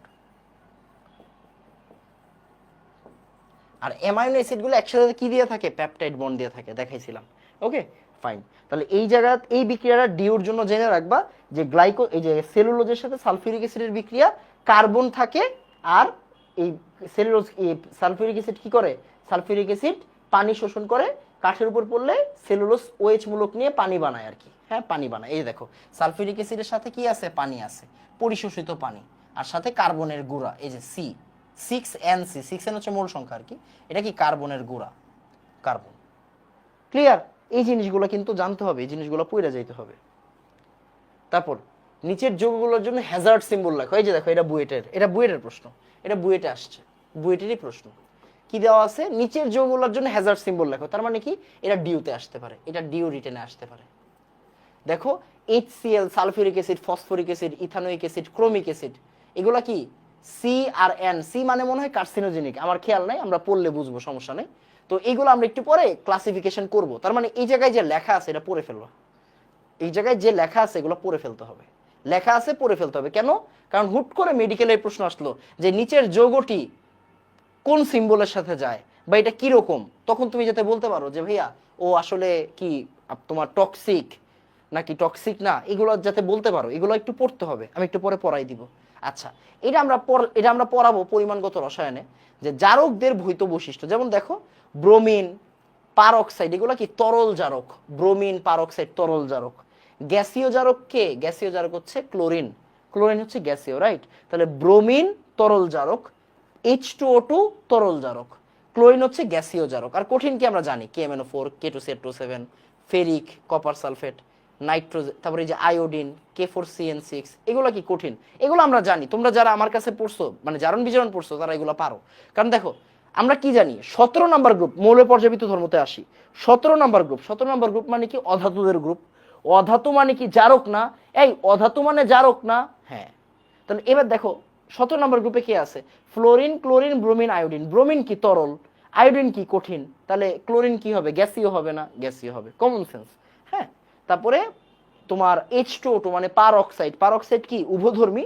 পারঅক্সাইড কিন্তু উভধর্মী, পারঅক্সাইড জারক এবং বিজারক উভয় রূপে ব্যবহার করা হয়। পারঅক্সাইড উভধর্মী, পারঅক্সাইড হচ্ছে তরল জারক, তরল জারক। কঠিন মানে এবার বাকিগুলো আসো, KMnO4, K2CO7, এই রকম জিনিসগুলো কি আমার কঠিন, জাস্ট এগুলো একবার রিডিং পড়ো। আয়োডিন কঠিন, ওকে, এগুলো আমরা পড়বো, পরিমাণগত রসায়নে পড়বো, সমস্যা নেই। লিকার অ্যামোনিয়া, ভাই ভাই ভাই ভাই ভাই ভাই ভাই ভাই, সুন্দর মতো লাল কালি দিয়ে একবার কয়েকটা স্টার মারো, কয়েকটা স্টার মারো, হ্যাঁ কয়েকটা স্টার মারো, কয়েকটা স্টার মারো। লিকার অ্যামোনিয়া, এটা ডিউ রিটেনে আসবে, মেডিকেলের এমসিকিউতে আসবে। ডিউ রিটেন, মেডিকেলের এমসিকিউ দুইটার জন্য ইম্পর্টেন্ট। কক্ষ তাপমাত্রায় পানিতে 35 থেকে 40% অ্যামোনিয়া গ্যাসের সম্পৃক্ত দ্রবণকে লিকার অ্যামোনিয়া বা তরল অ্যামোনিয়া বলে। গাঢ় অ্যানিসফোর হয়েছে হচ্ছে লিকার অ্যামোনিয়া। তাহলে লিকার অ্যামোনিয়া কি? লিকার অ্যামোনিয়া হচ্ছে গাঢ় অ্যানিসফোর OH, গাঢ় অ্যানিসফোর OH আর 35 থেকে 40% গ্যাসের সম্পৃক্ত দ্রবণ, অ্যামোনিয়া গ্যাসের সম্পৃক্ত দ্রবণ। হ্যাঁ, কোন গ্যাসের? অ্যামোনিয়া গ্যাসের। হ্যাঁ, অ্যামোনিয়া গ্যাসের, অ্যামোনিয়া গ্যাসের সম্পৃক্ত দ্রবণ। তাহলে লিকার অ্যামোনিয়া হচ্ছে গাঢ় অ্যানিসফোর OH, 35 থেকে 40% অ্যামোনিয়া গ্যাসের সম্পৃক্ত দ্রবণ। শেষ, ওকে। তারপর এই যে এগুলো লাগে না, এগুলা দরকার নেই। এই যে এইটা খুব ইম্পর্টেন্ট, এটা খুব ইম্পর্টেন্ট, কয়েকটা স্টার দিয়ে রাখো।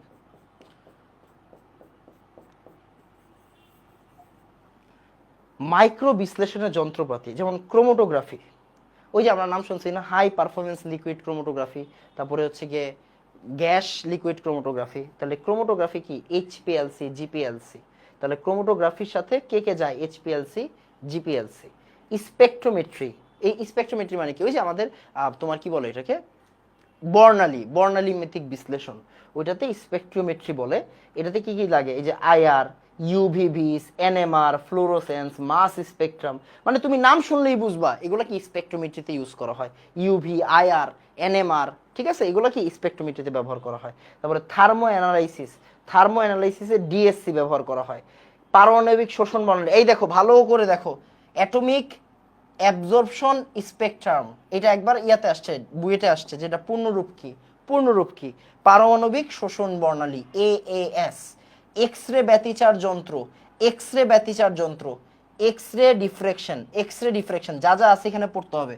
Thermo analysis DSC, thermo analysis DSC, এই জিনিসগুলো ইম্পর্টেন্ট। আমি কিন্তু সব দাগাচ্ছি না, তুমি খেয়াল করছো, যেগুলো ইম্পর্টেন্ট সেগুলো দাগাচ্ছি, তার মানে একটু কষ্ট করতে হবে। সেমি মাইক্রো বিশ্লেষণ, এই যে দেখো এটা বুয়েট 19-20 আসছে। এটা ডিউতেও আসবে, এটা মেডিকেল আসার জন্য ইম্পর্টেন্ট।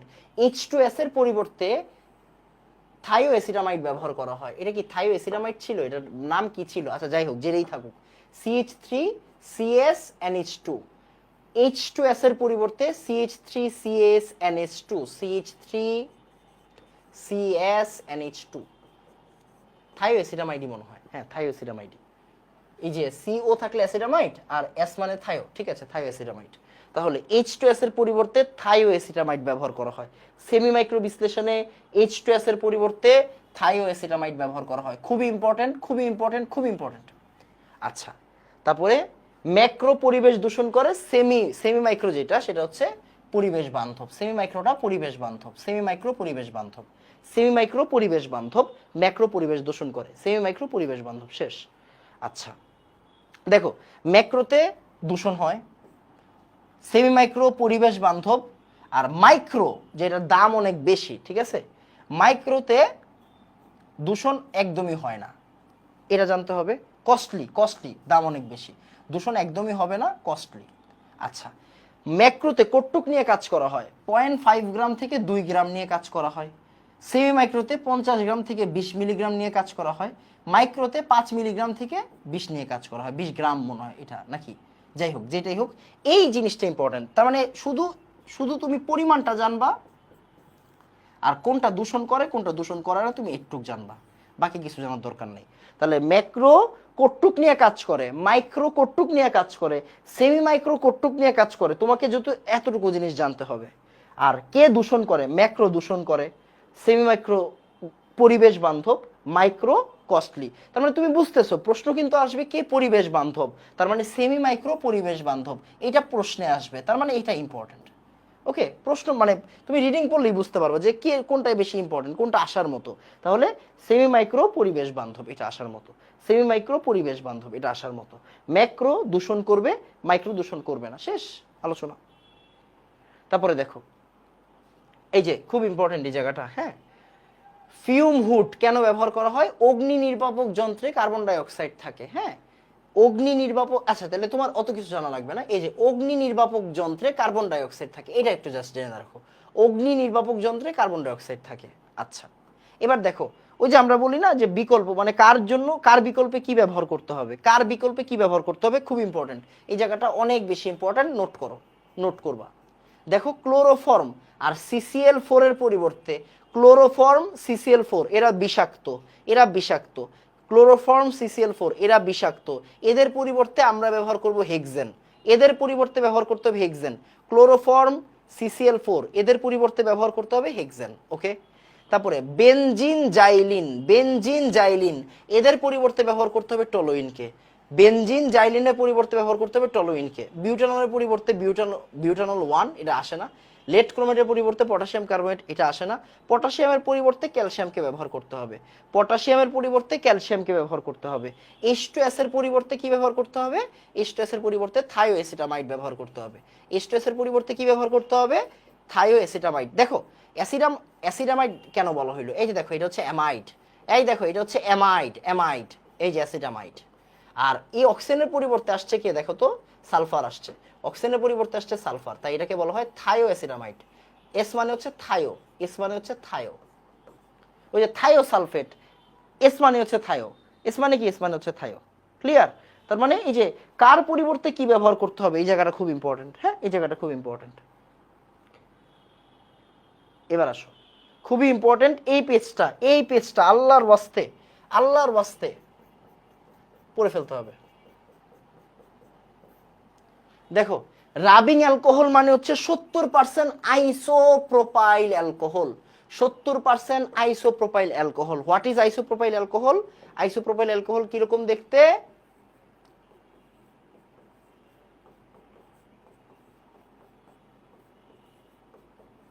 এই যে এটা হচ্ছে isopropyl alcohol. Isopropyl alcohol, isopropyl alcohol. এই জায়গায় মাঝখানে ভাইয়া 4-5টা হাত বানাই দিয়েছেন না?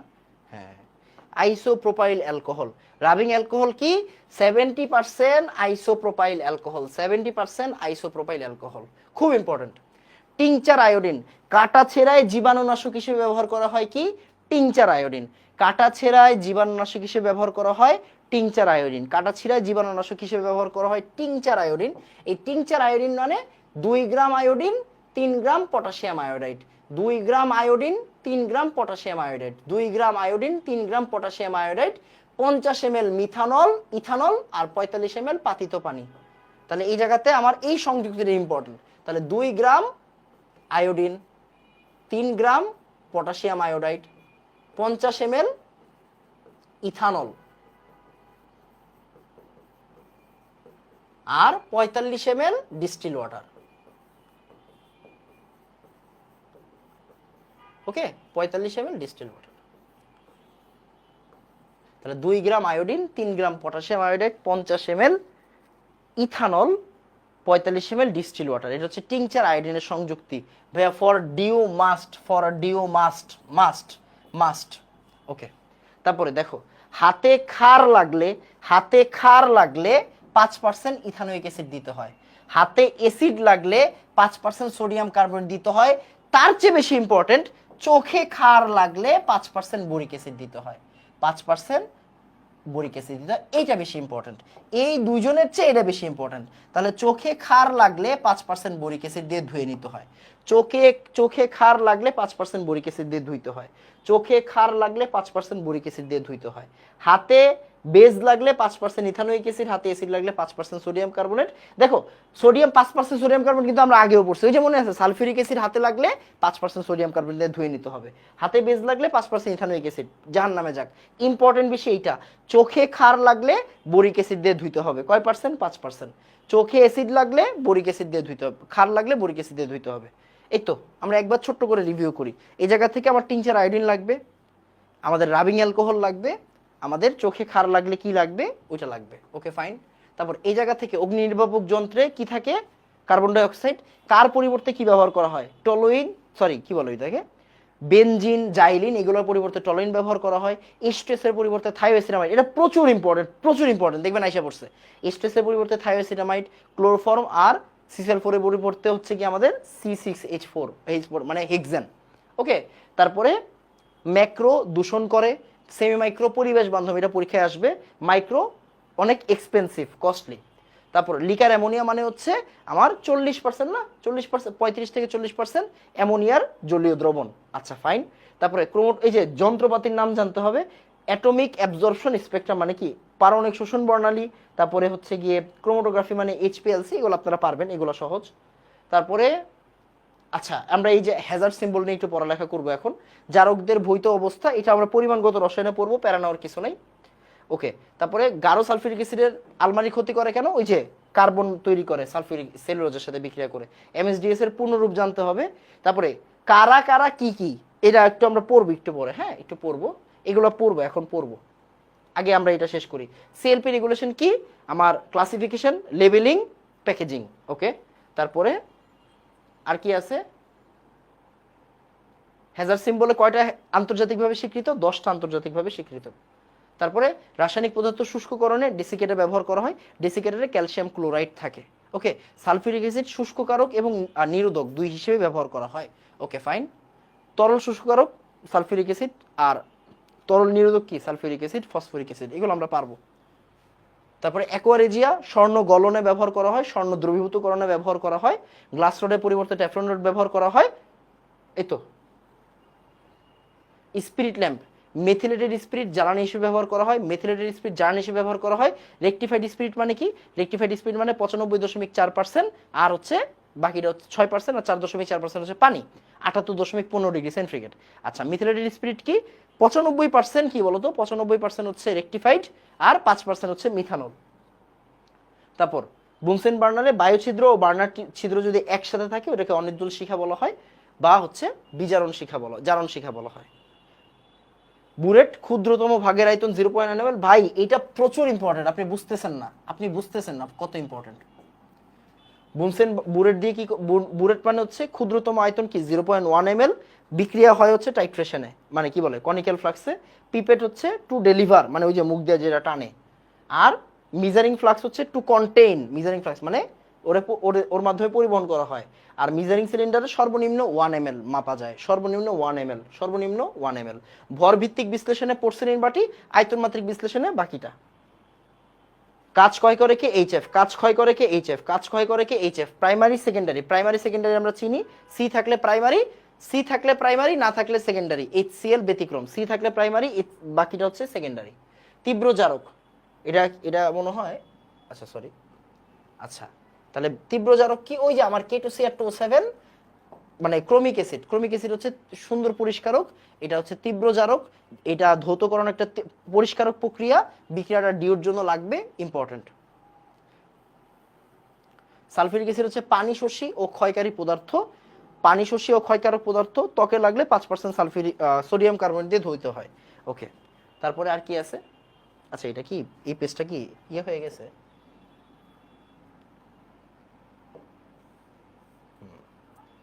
ওকে, তারপর ক্রোমিক অ্যাসিড নিয়ে আমরা পড়াশোনা করছি। ডেকন 90 হচ্ছে গিয়ে 100% বায়োডিগ্রেডেবল ফসফেট যুক্ত। ওকে, শেষ। প্লাস্টিকের মানে চশমায় হচ্ছে রক্ষা প্লেট থাকতে হবে। পাইরেক্স গ্লাসের সংযুক্তি লাগবে। পাইরেক্স গ্লাসের সংযুক্তি কি? Sodium, potassium. যে এই যে সংযুক্তিটা নোট করবেন, সংযুক্তি নোট করবেন, সংযুক্তি নোট করবেন। গ্লাভসের ব্যবহার আমরা এগুলো জানি। জৈব মানে এই জায়গাটা একটু রিডিং পড়বেন, মুখস্থ করার দরকার নেই। রিডিং পড়বেন, মুখস্থ করার দরকার নেই। রিডিং পড়বেন, মুখস্থ করার দরকার নেই। হ্যাঁ,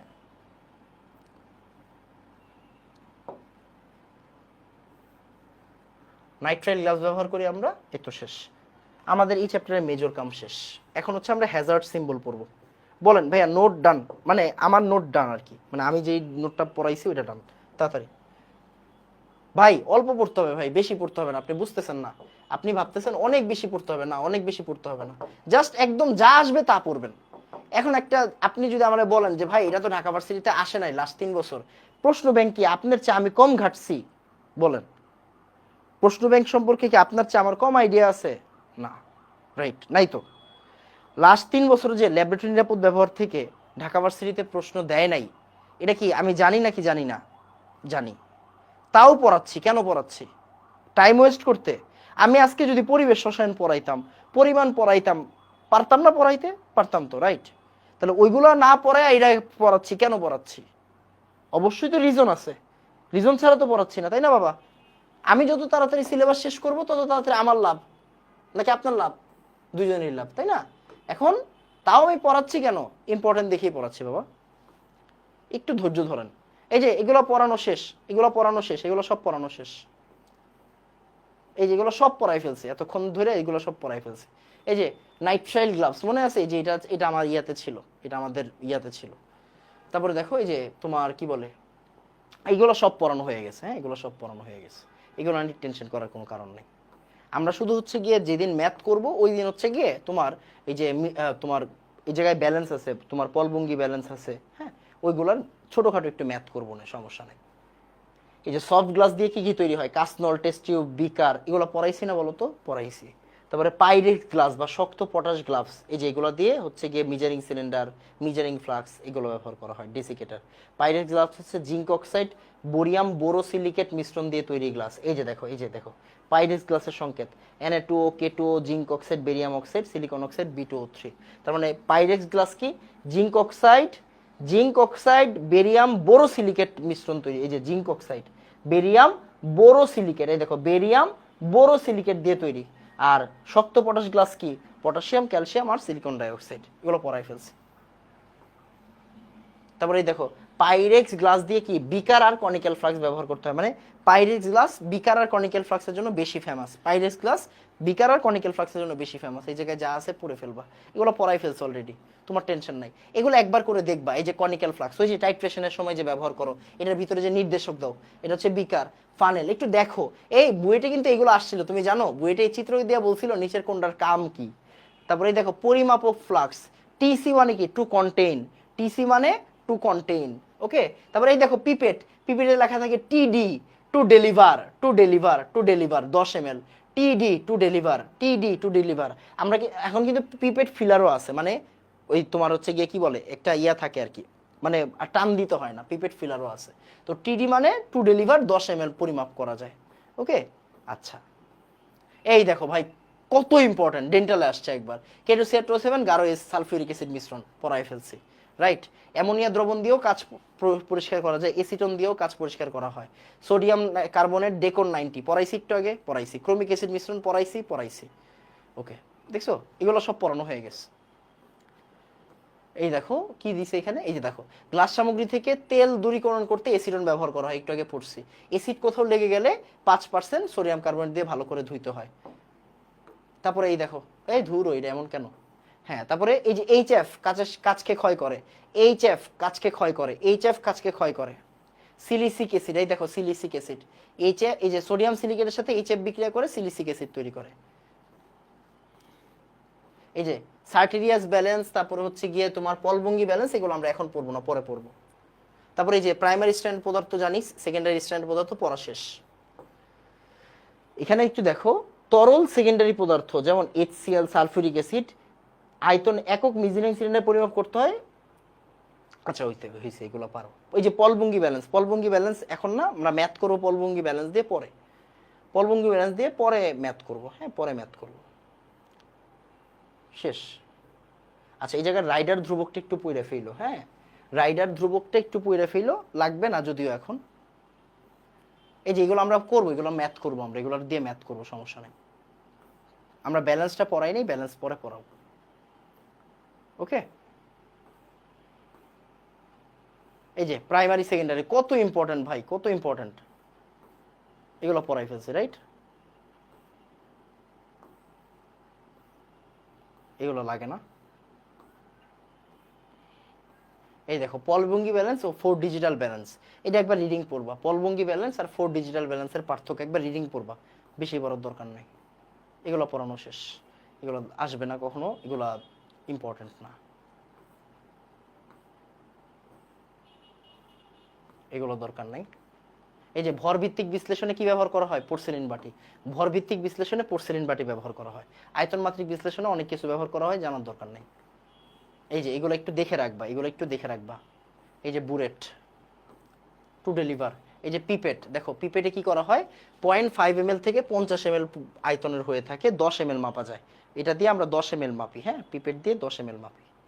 এই যে এটা হচ্ছে পিপেট ফিলার, এটা হচ্ছে পিপেট ফিলার, মানে টানতে হয় না, হ্যাঁ এটা টানতে হয় না, পিপেট ফিলার থাকে। বিকার চিনো, বিকার দরকার নেই।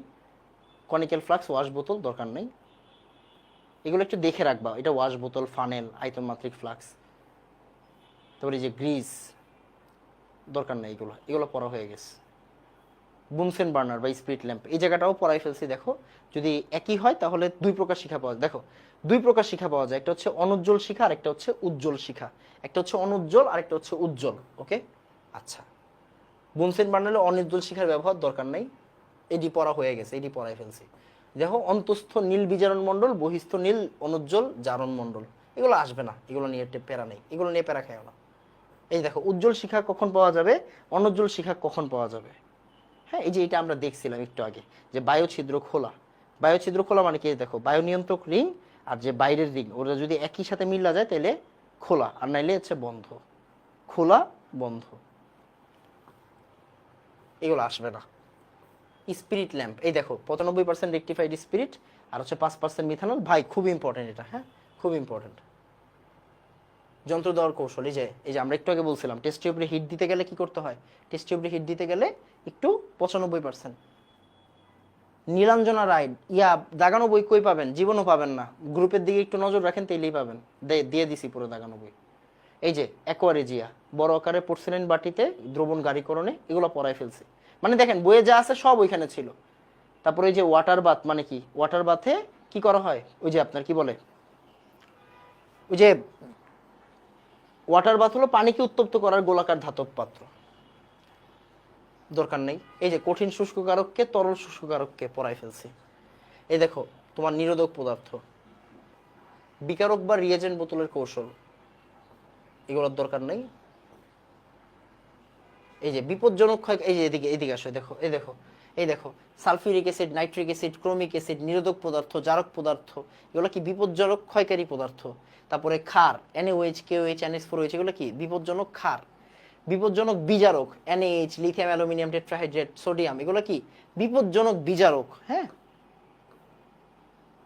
এই যে দেখো নেসলার দ্রবণ চিনি না আমরা, নেসলার দ্রবণ চিনি না, নেসলার দ্রবণ চিনি, এগুলো তো আমরা দেখছি, এগুলোর দরকার নাই। তারপরে অম্লক্ষার নির্দেশককে litmus blue, litmus red, methyl orange, phenolphthalein, এগুলো আমরা পরিমাণগত রসায়নে পড়বো, সমস্যা নেই, এগুলো পড়তে হবে না এত। এই যে হ্যাজার্ড সিম্বল, ভাই হ্যাজার্ড সিম্বল খুব ইম্পর্টেন্ট, তুমিও জানো আমিও জানি। আসো আমরা একটু হ্যাজার্ড সিম্বলটা দেখবো, আমরা একটু হ্যাজার্ড সিম্বলটা দেখবো। ক্লিয়ার? হ্যাজার্ড সিম্বলটা ইম্পর্টেন্ট, হ্যাজার্ড সিম্বল দেখবো, আর কিছু লাগবে না। ওকে দেখো, আচ্ছা এক সেকেন্ড।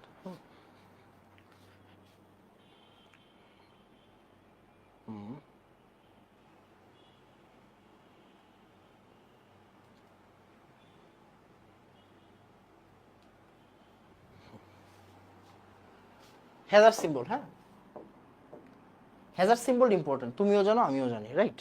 সো হ্যাজার্ড সিম্বলটা একটু দেখতে হবে। আচ্ছা এই যে দেখো টক্সিক মানে কঙ্কাল, এই যে কঙ্কালটা টক্সিক, এখানে কি কি থাকে এটা একটু জরুরি। হ্যাঁ, কি কি থাকে, এটা হচ্ছে বিষাক্ত ক্যাডমিয়াম ও ক্রোমিয়ামের লবণ, বেরিয়াম ক্লোরাইড, সোডিয়াম হাইড্রাইড আর লিথিয়াম অ্যালুমিনিয়াম হাইড্রাইড, নিঃশ্বাসে ত্বকে লাগলে মৃত্যু হতে পারে। আর কিছু দরকার নাই, একটু জাইনা রাখো, একটু জাইনা রাখো।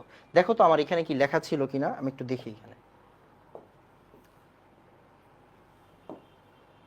এই দেখো এখানে লেখা আছে কিন্তু ক্যাডমিয়াম ও ক্রোমিয়ামের লবণ, barium barium chloride, sodium hydride, lithium hydride লেখা আছে। আচ্ছা লেখা থাকুক, সমস্যা নেই, লেখা থাকলে হবে না। কথা হইলো প্রশ্ন সলভ করতে হবে, প্রশ্ন সলভ করলে দেখবে অ্যান্সার করতে পারছো, প্রশ্ন সলভ করলে অ্যান্সার করতে পারবা। এই যে টি প্লাস, টি প্লাস মানে কি ভ্যারি টক্সিক, ওকে ভ্যারি টক্সিক। এখানে মার্কারির লবণ থাকে, তারপরে সায়ানিক অ্যাসিড, সায়ানাইড, ওই যে potassium cyanide, potassium cyanide, potassium cyanide, just মনে করো একটু জিহ্বায় লাগছে শেষ, তুমি ইনস্ট্যান্ট ডেট। ওকে, তাহলে মারাত্মক বিষাক্ত, বিষাক্ত মার্কারির লবণগুলা বিষাক্ত, সায়ানিক অ্যাসিড বিষাক্ত, সায়ন, তারপরে সায়ানাইড, নিকোটিন, নিকোটিন কিসে থাকে, বিড়ির ভিতরে থাকে, তাও আমরা বিড়ি খাই কেন? কেন? যারা বিড়ি খায় তাদের কাছে সবচেয়ে বড় লজিক হচ্ছে, ভাই আপনি প্রেম করেন আমি বিড়ি খাই, আপনারটা বেশি বিষাক্ত। হইলো এটা? ওকে, তাহলে টি, টি হচ্ছে টক্সিক। টক্সিক কি? এই যে দেখো একবার সিরিয়াল রিডিং পড়ো। টক্সিক কি? ক্যাডমিয়াম ক্রোমিয়ামের লবণগুলা, ক্যাডমিয়াম আর ক্রোমিয়ামের লবণগুলা। তারপরে হতে পারে এটা বেরিয়াম ক্লোরাইড, দুইটা মনে, যেমন আমার দুইটা মনে আছে, থাকুক না, দুইটাই মনে থাকুক না। তারপরে টি প্লাস, টি প্লাস কি? নিকোটিন, ঠিক আছে। তারপরে তোমার হচ্ছে কি ওই যে মানে তোমার পটাশিয়াম সায়ানাইড, সায়ানিক অ্যাসিড, মার্কারির লবণগুলো, এগুলো কি টি প্লাস বা বিষাক্ত, একবার দেখে রাখো। তারপরে এই যে এক্সএন, এক্সএন মানে হচ্ছে হার্মফুল, এটা ডেন্টালে আসছে, এটা ডেন্টালে আসছে। এক্সএন, এক্সএন মানে কি? হার্মফুল, এক্সএন মানে হার্মফুল। হার্মফুল কিরকম? ব্লিচিং পাউডার, তারপর হচ্ছে এই যে ফ্লোর পলিশেস, হ্যাঁ পেইন্টস, এগুলো হচ্ছে এক্সএন। ঠিক আছে, একটু থাকুক, বেশি পড়ার দরকার নেই। এক্সআই, এক্সআই হচ্ছে উত্তেজক, এক্সআই হচ্ছে উত্তেজক, বিরঞ্জক পদার্থ, সোপ পাউডার, সিমেন্ট গুঁড়া, লঘু অ্যাসিড, ক্ষার দ্রবণ। তাহলে এই যে দেখো লঘু অ্যাসিড মানে লঘু অ্যাসিড, লঘু ক্ষার, লঘু অ্যাসিড, লঘু ক্ষার, তারপরে বিরঞ্জক পদার্থ, এগুলা কি? এগুলো হচ্ছে উত্তেজক পদার্থ। ফাইন। ফ্লেম, এই যে দেখো দাহ্য, এটা ইম্পর্টেন্ট, হ্যাঁ দাহ্য, এটা ইম্পর্টেন্ট, খেয়াল করেন, এবার একটু মনোযোগ দিয়ে খেয়াল করো। দাহ্য পদার্থ, দাহ্য পদার্থ কি? Sodium, sodium hydride, lithium aluminium. এই লিথিয়াম অ্যালুমিনিয়াম হাইড্রাইড কই দেখছো তুমি বলো তো? তুমি চিন্তা করো ভাই, sodium hydride, lithium aluminium hydride আমরা একদম প্রথমে দেখছি টক্সিক, একদম প্রথমে দেখছি, তাই না? আচ্ছা, ফ্লেমেবল কিনা? সোডিয়াম ফ্লেমেবল, আমরা একটু আগেও বলছিলাম সোডিয়াম দিলে ব্লাস্ট করে, right? Sodium, sodium hydride, lithium aluminium hydride, zinc powder, aerosol, petroleum, এগুলো কি? এগুলো হচ্ছে দাহ্য পদার্থ। এই যে তুমি যে একবার দেখতেছো না, এটা একটু পরে কাজে দিবে। এদেরকে সহজে আগুন ধরতে পারে, পানি সহ বিক্রিয়ায় তাপ উৎপন্ন করে। ওকে, সোডিয়ামকে কেরোসিনে, তারপরে এই যে সোডিয়াম হাইড্রাইড লিথিয়াম হাইড্রাইডকে ইনার্ট পরিবেশে সংরক্ষণ করা হয়। প্রতীক হচ্ছে এফ, ফ্লেমেবল। আচ্ছা, এক্সট্রিমলি ফ্লেমেবল মানে এফ প্লাস, এক্সট্রিমলি ফ্লেমেবল যেমন এই যে LPG, CNG, acetylene gas, aerosol মিশ্রণ, ডাইইথাইল ইথার, মানে কি ওই যে যেগুলো দিলেই শেষ, এলপিজি সিএনজি মানে যে গ্যাসগুলো আমরা সিলিন্ডার ব্যবহার করি, ডাইইথাইল ইথার, অ্যাসিটিলিন গ্যাস, এগুলো জাস্ট জানা রাখো, জাস্ট জানা রাখো, প্যারা নাই, জাস্ট জানা রাখো, জাস্ট জানা রাখো। ক্লিয়ার? ওকে। তারপরে বিস্ফোরক, এক্সপ্লোসিভ, হ্যাঁ বিস্ফোরক, বিস্ফোরক, এখানে কি আছে? ওই যে নাম শুনতো টিএনটি, ভাই সব আসে না, সব আসবে না, আসবে অল্প জিনিস। টিএনটি, অ্যামোনিয়াম নাইট্রেট, হ্যাঁ এগুলো আমরা অর্গানিকেও পড়বো। মেটাল অ্যাজাইড, অ্যাজাইড মানে হচ্ছে যে নাইট্রোজেন থাকে আর কি, বাদ দাও। তারপরে এই যে লেড নাইট্রাইট থেকে লেড আর এন্টো হয়, গান পাউডার। ওকে, এই যে অটোমেটিক এগুলো পারবা, এগুলো অটোমেটিক পারবা। বিস্ফোরক, বিস্ফোরক কি? টিএনটি, অ্যামোনিয়াম নাইট্রেট, গান পাউডার, শেষ, এর তো হয়ে গেছে। তারপরে এই যে অতিরিক্ত তোমার এন মানে কি? Environmentally toxic, environmentally toxic, environmentally toxic কারা? অ্যামোনিয়া গ্যাস, ক্লোরিন গ্যাস, কীটনাশক, লিনডেন, এগুলো ক্ষতিকর, বাদ দাও। এই যে অক্সিডাইজিং এজেন্ট, হ্যাঁ অক্সিডাইজিং এজেন্ট, প্রতীক মানে আমার এই যে জারক, জারক কারা? জারক হচ্ছে ক্লোরিন গ্যাস, নিঃশ্বাসে গেলে শ্বাসকষ্ট হতে পারে। তারপরে KMnO4, K2CR27, এরা হচ্ছে জারক, তুমি জানো, শেষ। প্রতীক এই যে কোরোসিভ, কোরোসিভ মানে হচ্ছে তোমার ক্ষয়কারী, কারা? এই যে একটু আগে তুমি পড়ছো, সালফিউরিক অ্যাসিড, নাইট্রিক অ্যাসিড, তারপরে NaOH, KOH, তারপরে অ্যামোনিয়াম হাইড্রোক্সাইড, অ্যামোনিয়াম হাইড্রোক্সাইড মানে কি? লিকার অ্যামোনিয়া, ড্রেন ক্লিনার, তারপরে ব্লিচিং সলিউশন, হ্যাঁ এগুলো কি? এগুলো হচ্ছে সি, মানে কি তোমার কোরোসিভ। আচ্ছা, এরপর আরো দুইটা আছে নাকি? আচ্ছা, আরো দুইটা আছে। একটা হচ্ছে ট্রিফয়েল মানে তেজস্ক্রিয় রশ্মি চিহ্ন, আন্তর্জাতিক তেজস্ক্রিয় রশ্মিকে ট্রিফয়েল বলা হয়, জেনে রাখো। তারপরে স্বাস্থ্য ঝুঁকির সংকেত, এটা কি? শ্বাস প্রশ্বাস সংক্রান্ত তত্ত্বের জন্য সংবেদনশীল, তন্ত্রের জন্য সংবেদনশীল, শেষ, এগুলোর দরকার নেই। আচ্ছা ফাইন, এখন তুমি একটা জিনিস চিন্তা করে দেখো তো, আমরা একটা কাজ করি, আমরা এগুলো একটু মানে একটু রিভিশন দিই, একটু রিভিশন দিই। যেমন চিন্তা করো, দেখো একটু রিভিশন দাও, এই পড়তে হবে না, রিভিশন দাও। আমরা কি কি দেখছি অলরেডি, কি কি দেখছি? এই যে দেখো, এই যে একটু আগে পড়ছো, potassium hydroxide, NaOH, liquor ammonia, এগুলো কি বলতো? ক্ষয়কারী না ক্ষয়কারী? ক্ষয়কারী কি না? ক্ষয়কারী। আবার সালফিউরিক অ্যাসিড, HCl, এগুলো কি ক্ষয়কারী না ক্ষয়কারী? একটু আগে পড়ছো। লিথিয়াম অ্যালুমিনিয়াম টেট্রাহাইড্রেট, তুমি এটা পড়ছো দুই জায়গাতে। লিথিয়াম অ্যালুমিনিয়াম টেট্রাহাইড্রেট একদম প্রথমে পড়ছো ভাই, টক্সিক, একদম প্রথমে পড়ছো টক্সিক। আরেকটা পড়ছো ফ্লেমেবল, দেখো এই যে ও হচ্ছে দাহ্য, ও কিন্তু টক্সিকো, ও টক্সিকো, তার মানে ও এফটি, লিথিয়াম অ্যালুমিনিয়াম হাইড্রাইড মানে কি? ও দাহ্য বা টক্সিকো। অ্যাসিটোনাইট্রাইল টক্সিক, দাহ্য ও বিষাক্ত। অ্যাসিটো, দেখো ভাই প্রথম কথা সায়ানাইড আছে, সায়ানাইড আছে, তার মানে কি? ও বিষাক্ত হবেই, ও বিষাক্ত হবেই, ঠিক আছে। তারপরে ব্রোমিন, ব্রোমিন কি আমার তোমার কি বলে এটা? জারক, ব্রোমিন জারক, দাহ্য বিষাক্ত। ট্রাইক্লোরোমিথিন, দাহ্য বিষাক্ত। এই যে দেখো এফটি গুলারে একসাথে করে ফেলো, এই দেখো এফটি গুলাকে একসাথে করে ফেলো, তোমার করতে হবে না, আমি করে দিছি। এই তোমার করতে হবে না, আমার এখানে করা আছে, এই দেখো এফটি গুলাকে একসাথে করে রাখো, মানে যে দাহ্য আর টক্সিক, দাহ্য আর টক্সিক কারা? নাইট্রোঅ্যানিলিন, ক্লোরোফর্ম, CHCl3, তারপরে কি বলে acetonitrile, lithium aluminium hydride, sodium hydride, এগুলো কি? দাহ্য আর কি বলতো? দাহ্য আর হচ্ছে গিয়ে টক্সিক। তারপরে এই দেখো এই যে এগুলো কি? বিষাক্ত। এই দেখো মানে ক্ষয়কারী, এগুলো কি? ক্ষয়কারী। তারপরে এগুলো কি? সিটি, FH, এগুলোকে একসাথে করছি, যে ethanol, benzene, toluene. Flammable, flammable, আরেকটা এইচ দিয়ে কি রে? এই এইচ দিয়ে কি রে? এইচ দিয়ে কি? হার্মফুল, আচ্ছা ক্ষতিকর। ও মা, এটা কিছু হইলো, যাই হোক। দেখো এখানে কিন্তু সব একসাথে করে রাখছি, তোমার করতে হবে না, আমি করে দিছি। তাহলে FH কি? দেখো ইথানল, বেনজিন, টোলুইন, এগুলো কি? ফ্লেমেবল, তারপরে হচ্ছে গিয়ে হার্মফুল। আর FT মানে কি? FT মানে হচ্ছে নাইট্রোঅ্যানিলিন, ক্লোরোফর্ম, এগুলোকে একসাথে করে দিছি আমি, তোমার করতে দিছে না। তাহলে তুমি চিল থাকো ওই জায়গায়। এবার আসো প্রশ্ন সলভ করি, প্রশ্ন সলভ করলে এই যে বুঝবা। এই যে দেখো এদিকে আসো তো, দেখো চিনো কিনা, এবার প্রশ্নটা সলভ করো। দেখো HCl, sulphuric acid, phosphoric acid, ethanoic acid, chromic acid, এগুলো কি? দেখো তো, এগুলো হচ্ছে দেখো এই যে সি মানে কি? ক্ষয়কারী, রাইট, ক্ষয়কারী। এন দিয়ে কি ছিল জানি? এন দিয়ে কি ছিল মনে নাই। জারকদের জন্য কি? এই যে O আর N, NaOH, CaOH2, KOH গাঢ়, এই যে সি মানে কি? ক্ষয়কারী, রাইট, সি মানে ক্ষয়কারী। সো এই যে এইগুলা তোমার পারতে হবে, এই ধর বিভিন্ন প্রশ্ন সলভ করবা, বিভিন্ন প্রশ্ন সলভ করলে হয়ে যাবে, এই জায়গা থেকে নতুন কি পড়ার কিছু নাই। তারপরে এই যে এটা হচ্ছে তোমার আলমারির সাথে সেলুলোজ, এই যে কাঠের সালফিউরিকের সাথে সেলুলোজের বিক্রিয়া, এগুলো শেষ। এই যে ইনভায়রনমেন্টালি টক্সিক হচ্ছে এন, ইনভায়রনমেন্টালি টক্সিক হচ্ছে এন, এগুলো পড়ার দরকার নেই, এগুলো বেশি পড়লে তোমার মাথা নষ্ট হবে, দরকার নেই। যতটুক পড়াইছি ওটুক পড়ো। কঠিন জারক পদার্থ চিনো তুমি, গ্যাসীয় চিনো, তরলও চিনো। এই যে দেখো কার পরিবর্তে কারে ব্যবহার করা হয়, কার পরিবর্তে কারে ব্যবহার করা হয়, আমি এগুলো একদম গুছাই দিছি। ক্লোরোফর্ম আর টেট্রাক্লোরাইডের জন্য হেক্সেন, বেনজিন জার্নের জন্য টলোইন, তারপরে পটাশিয়ামের পরিবর্তে ক্যালসিয়াম, এগুলো পড়া হয়ে গেছে, দরকার নাই।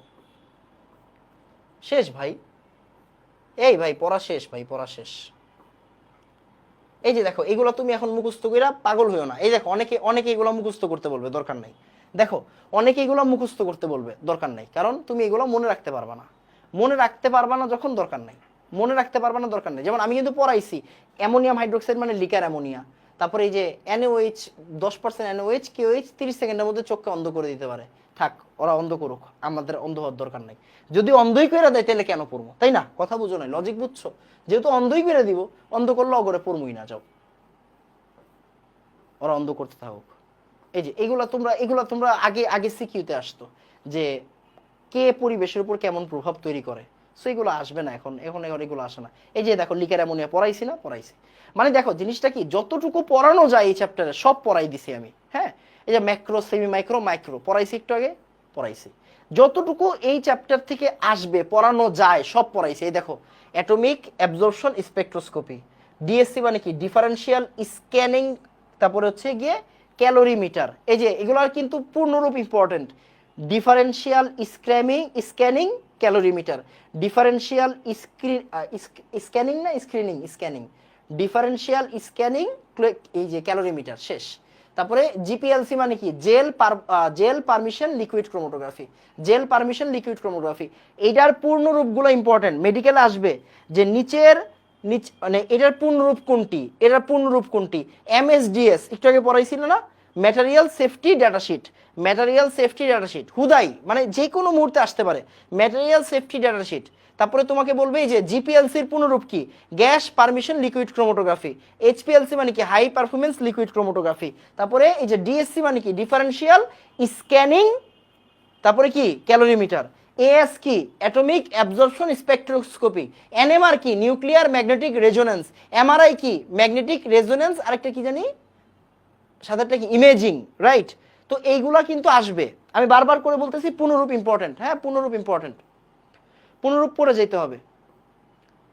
এই দেখো থায়োএসিনামাইড একটু আগে পড়াইছি, এস্টেসের পরিবর্তে থায়োএসিনামাইড ব্যবহার করা হয় বাই, এটা বুয়েটে আসছে, তার মানে তোমাদের আসবে, তুমি বুঝতেছো না, এটা ভালো একটা MCQ। তারপরে সেমি মাইক্রো দিয়ে কারে কি করা হয়, তারপরে এগুলো শেষ, এগুলো শেষ, এগুলো নিয়ে আর কোনো কাজ নাই, এগুলো পড়তে হবে না। এই যে সেমি মাইক্রো, ম্যাক্রো আর এটা তোমাদের পড়াইছি, যেটা যে আমাদের কি, আমাদের হচ্ছে গিয়ে একটা একটা তুলনা, সেমি মাইক্রোর সাথে মাইক্রো তুলনা, ম্যাক্রো তুলনা, এগুলোর দরকার নেই, যতটুকু আমি লিখে দিছি ওটুকু পড়বা। আমি কি করছি বলতো, আমি বইয়ের জিস্ট পার্ট, মানে যেই পার্টগুলো তোমার জানতেই হবে ওইগুলো কিন্তু নোট করছি। তোমার কি মনে হয় আমি বই পড়ে নোট করি নাই? আমি বই সাথে রেখেই নোট করছি। কোনগুলো নোট করছি, যেগুলো তোমার ইম্পর্টেন্ট তোমার জন্য। এখন তুমি চাইলেও সব পড়তে পারবা না, তোমার তেল থাকলে পড়ো, বই তো সবার কাছেই আছে, না করছে কেউ না। তাও কেন আমি নোটটা দিছি, যাতে করে আমার কাছে মনে হয়েছে এগুলো এগুলো ইম্পর্টেন্ট, এগুলো তোমার জানতেই হবে, তুমি ওইগুলো পড়ো। এরপরে যদি তোমার তেল থাকে পড়তে থাকো, তোমার এই পৃষ্ঠা আমি পড়তে না করছি, পড়ো, কিন্তু আসবে না ভাই, তুমি মাথায় নিও না, লাগবে না। এখানে কি লেখা আছে, সব ওয়াটার বাথের সর্বোচ্চ তাপমাত্রা 99 ডিগ্রি হয়ে থাকে, এটা জানি না কি হইব না, কোনো লাভ হইব না। এই যে এটা লেখা ছিল, কিন্তু ওই জায়গায় লেখা ছিল সালফিউরিক অ্যাসিড, এমন নাইট্রিক অ্যাসিড লঘু করার ক্ষেত্রে ফিউমুড ব্যবহার করা হয়, ফিউমুড ব্যবহার করা হয়। এই যে এটা ফিউমুড, এই যে এটা ফিউমুড, যাই হোক। তারপরে এই যে এগুলো পারো, এগুলো পারো। এই দেখো এই যে এই জায়গায় লেখা আছে জৈব দ্রাবক কারা, ডাইইথাইল ইথার, পেট্রোলিয়াম ইথার। হ্যাঁ এগুলো তুমি পারো, এগুলো নিয়ে। এই যে অগ্নি নির্বাপক যন্ত্রে কি থাকে, কার্বন ডাই অক্সাইড থাকে, একটু আগে পড়াইছি। এই যে কার্বন ডাই অক্সাইড গ্যাস। প্রাথমিক চিকিৎসা, এই যে প্রাথমিক চিকিৎসার জন্য ল্যাবরেটরি কিট, জাহান্নামে যাক। টিংচার আয়োডিন মাস্ট, পড়াইছি। তারপরে এই দেখো ক্ষার দ্রবণ, বোরিক অ্যাসিড, হাতে লাগলে 5% সোডিয়াম বাইকার্বনেট, হাতে অ্যাসিড লাগলে 5% সোডিয়াম কার্বনেট বা সোডিয়াম বাইকার্বনেট, সমস্যা নাই। সোডিয়াম কার্বনেট, সোডিয়াম বাইকার্বনেট একই কথা। ক্ষার দ্রবণ বোরিক অ্যাসিড, ক্ষার দ্রবণ চোখে লাগলে বোরিক অ্যাসিড। শেষ, এই যে চ্যাপ্টার শেষ। তার মানে দেখো চ্যাপ্টারে কিন্তু আমরা সবই পড়ছি, একদম প্রথম থেকে নিয়ে শেষ পর্যন্ত যা যা লাগবে তা পড়ছি। এর চেয়ে বাইরে থেকে কিছু পড়ছি না? বাইরে থেকে কিছু পড়ি নাই। আরো ভিতরে অনেক কিছু আছে, ওইগুলো কি পড়ছি না? পড়ি নাই। কেন? আসবে না এই জন্য পড়ি নাই। সোজা বাংলা কথা, বাংলা বুঝছো? আসবে না এই জন্য পড়ি নাই। তো এই যে এটা হচ্ছে ল্যাবরেটরি নিরাপদ ব্যবহার। এখন তোমার কাজ কি বলো তো? এখন তোমার কাজ কি জানো? এখন তোমার কাজ সিম্পল, আমি তোমারে বলি, তোমার আর ক্লাস দেখার দরকার নেই, তোমার আর ক্লাস দেখার দরকার নেই। তুমি কি করবা? তুমি কি করবা আমি তোমাকে এই যে বুঝাই, শুনো শুনো শুনো। যেমন এই দেখো, পলভঙ্গি ব্যালেন্সের জন্য নিজের কোনটা প্রযোজ্য নয়, পলভঙ্গি ব্যালেন্সের ক্ষেত্রে এই যে এগুলা কিন্তু আমি সলভ করাইছি। কোন জায়গায় সলভ করাইছি বলো? এই যে দেখো, সুন্দর মতো ওয়েবসাইটে যাও। আমাকে আগে একটু বলো তো বই ডান, আগে একটু বলো বই ডান, তারপর আমি তোমাকে বুঝাচ্ছি। বলো বই ডান ফার্স্ট, বলো একটু বই ডান।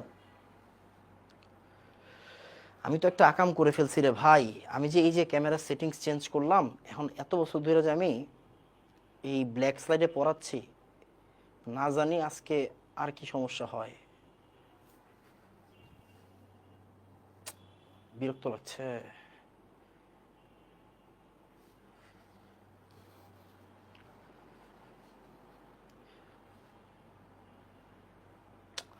এটা কত যে ছিল ভাই, আইএসও কত যে ছিল, আমি আল্লাহই জানে। আল্লাহ আল্লাহ আল্লাহ, মাফ করো মাহমুদ।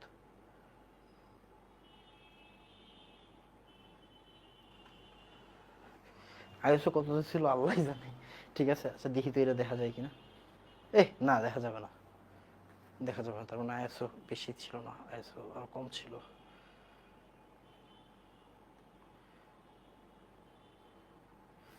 ক্লাস চলতেছে না? চলতেছে।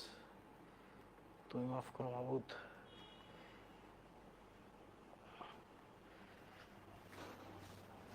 ওকে বাবা, ডান। এই যে দেখো, একটু ইয়াতে যাও, এই যে তোমাদের ওয়েবসাইটে যাও, ওয়েবসাইটে যাবা, এই যে আর্কাইভে যাবা। আর্কাইভে গিয়ে কি করবা বলো তো?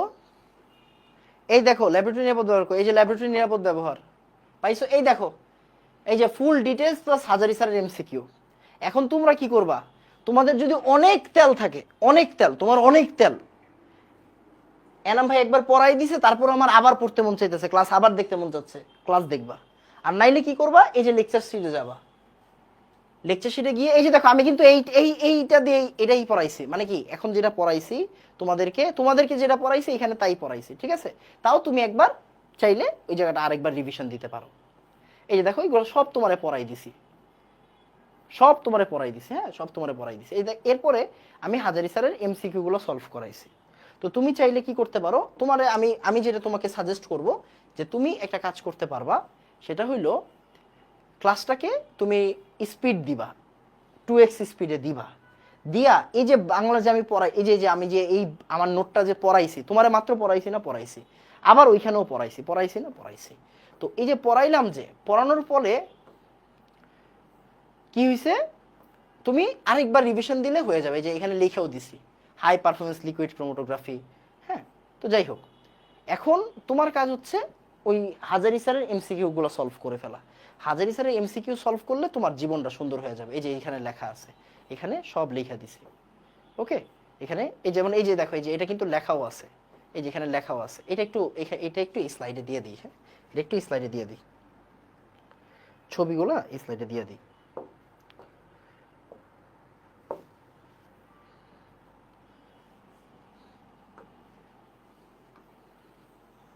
ওই মাঝখান দিয়ে একটা গান বাইরে ছিল না, অপরাধী, অপরাধী একটা গান বাইরে ছিল। তখন তোমরা কি বড় নাকি ছোট আমি জানি না, মনে নাই।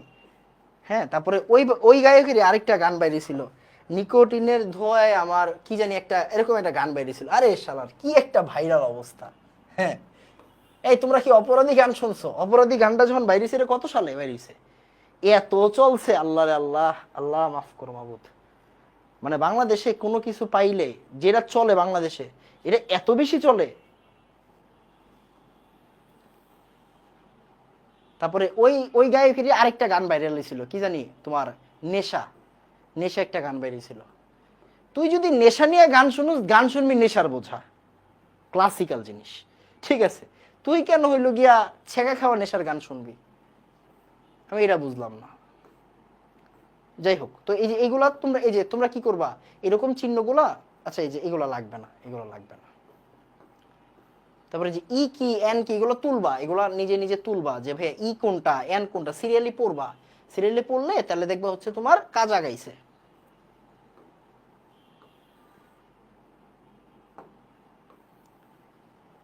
এই যে অক্সিডাইজিং কারা, তারপরে কোরোসিভ কারা, এগুলো এখানে তুলবা, এগুলো এখানে তুলবা, তুলে তারপরে হচ্ছে কি যে এখানে লিখে রাখবা।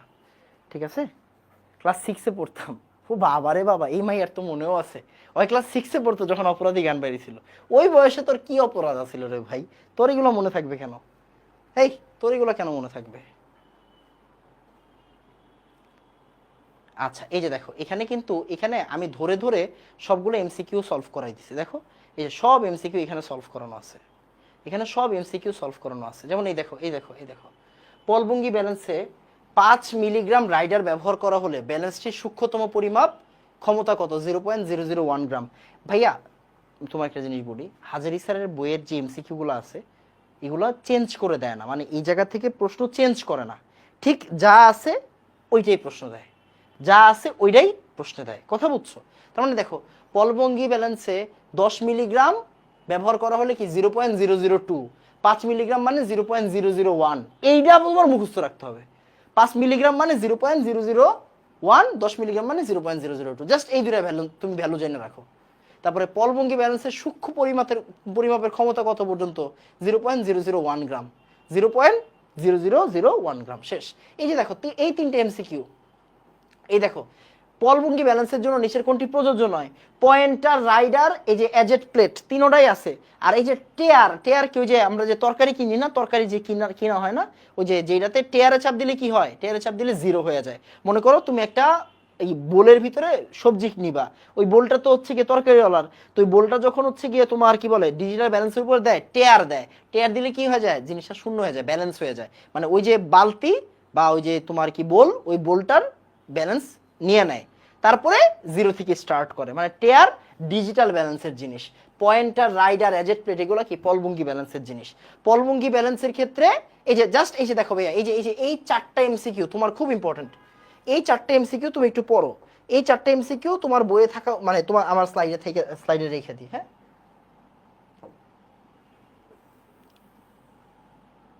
এই 3টা এমসিকিউ,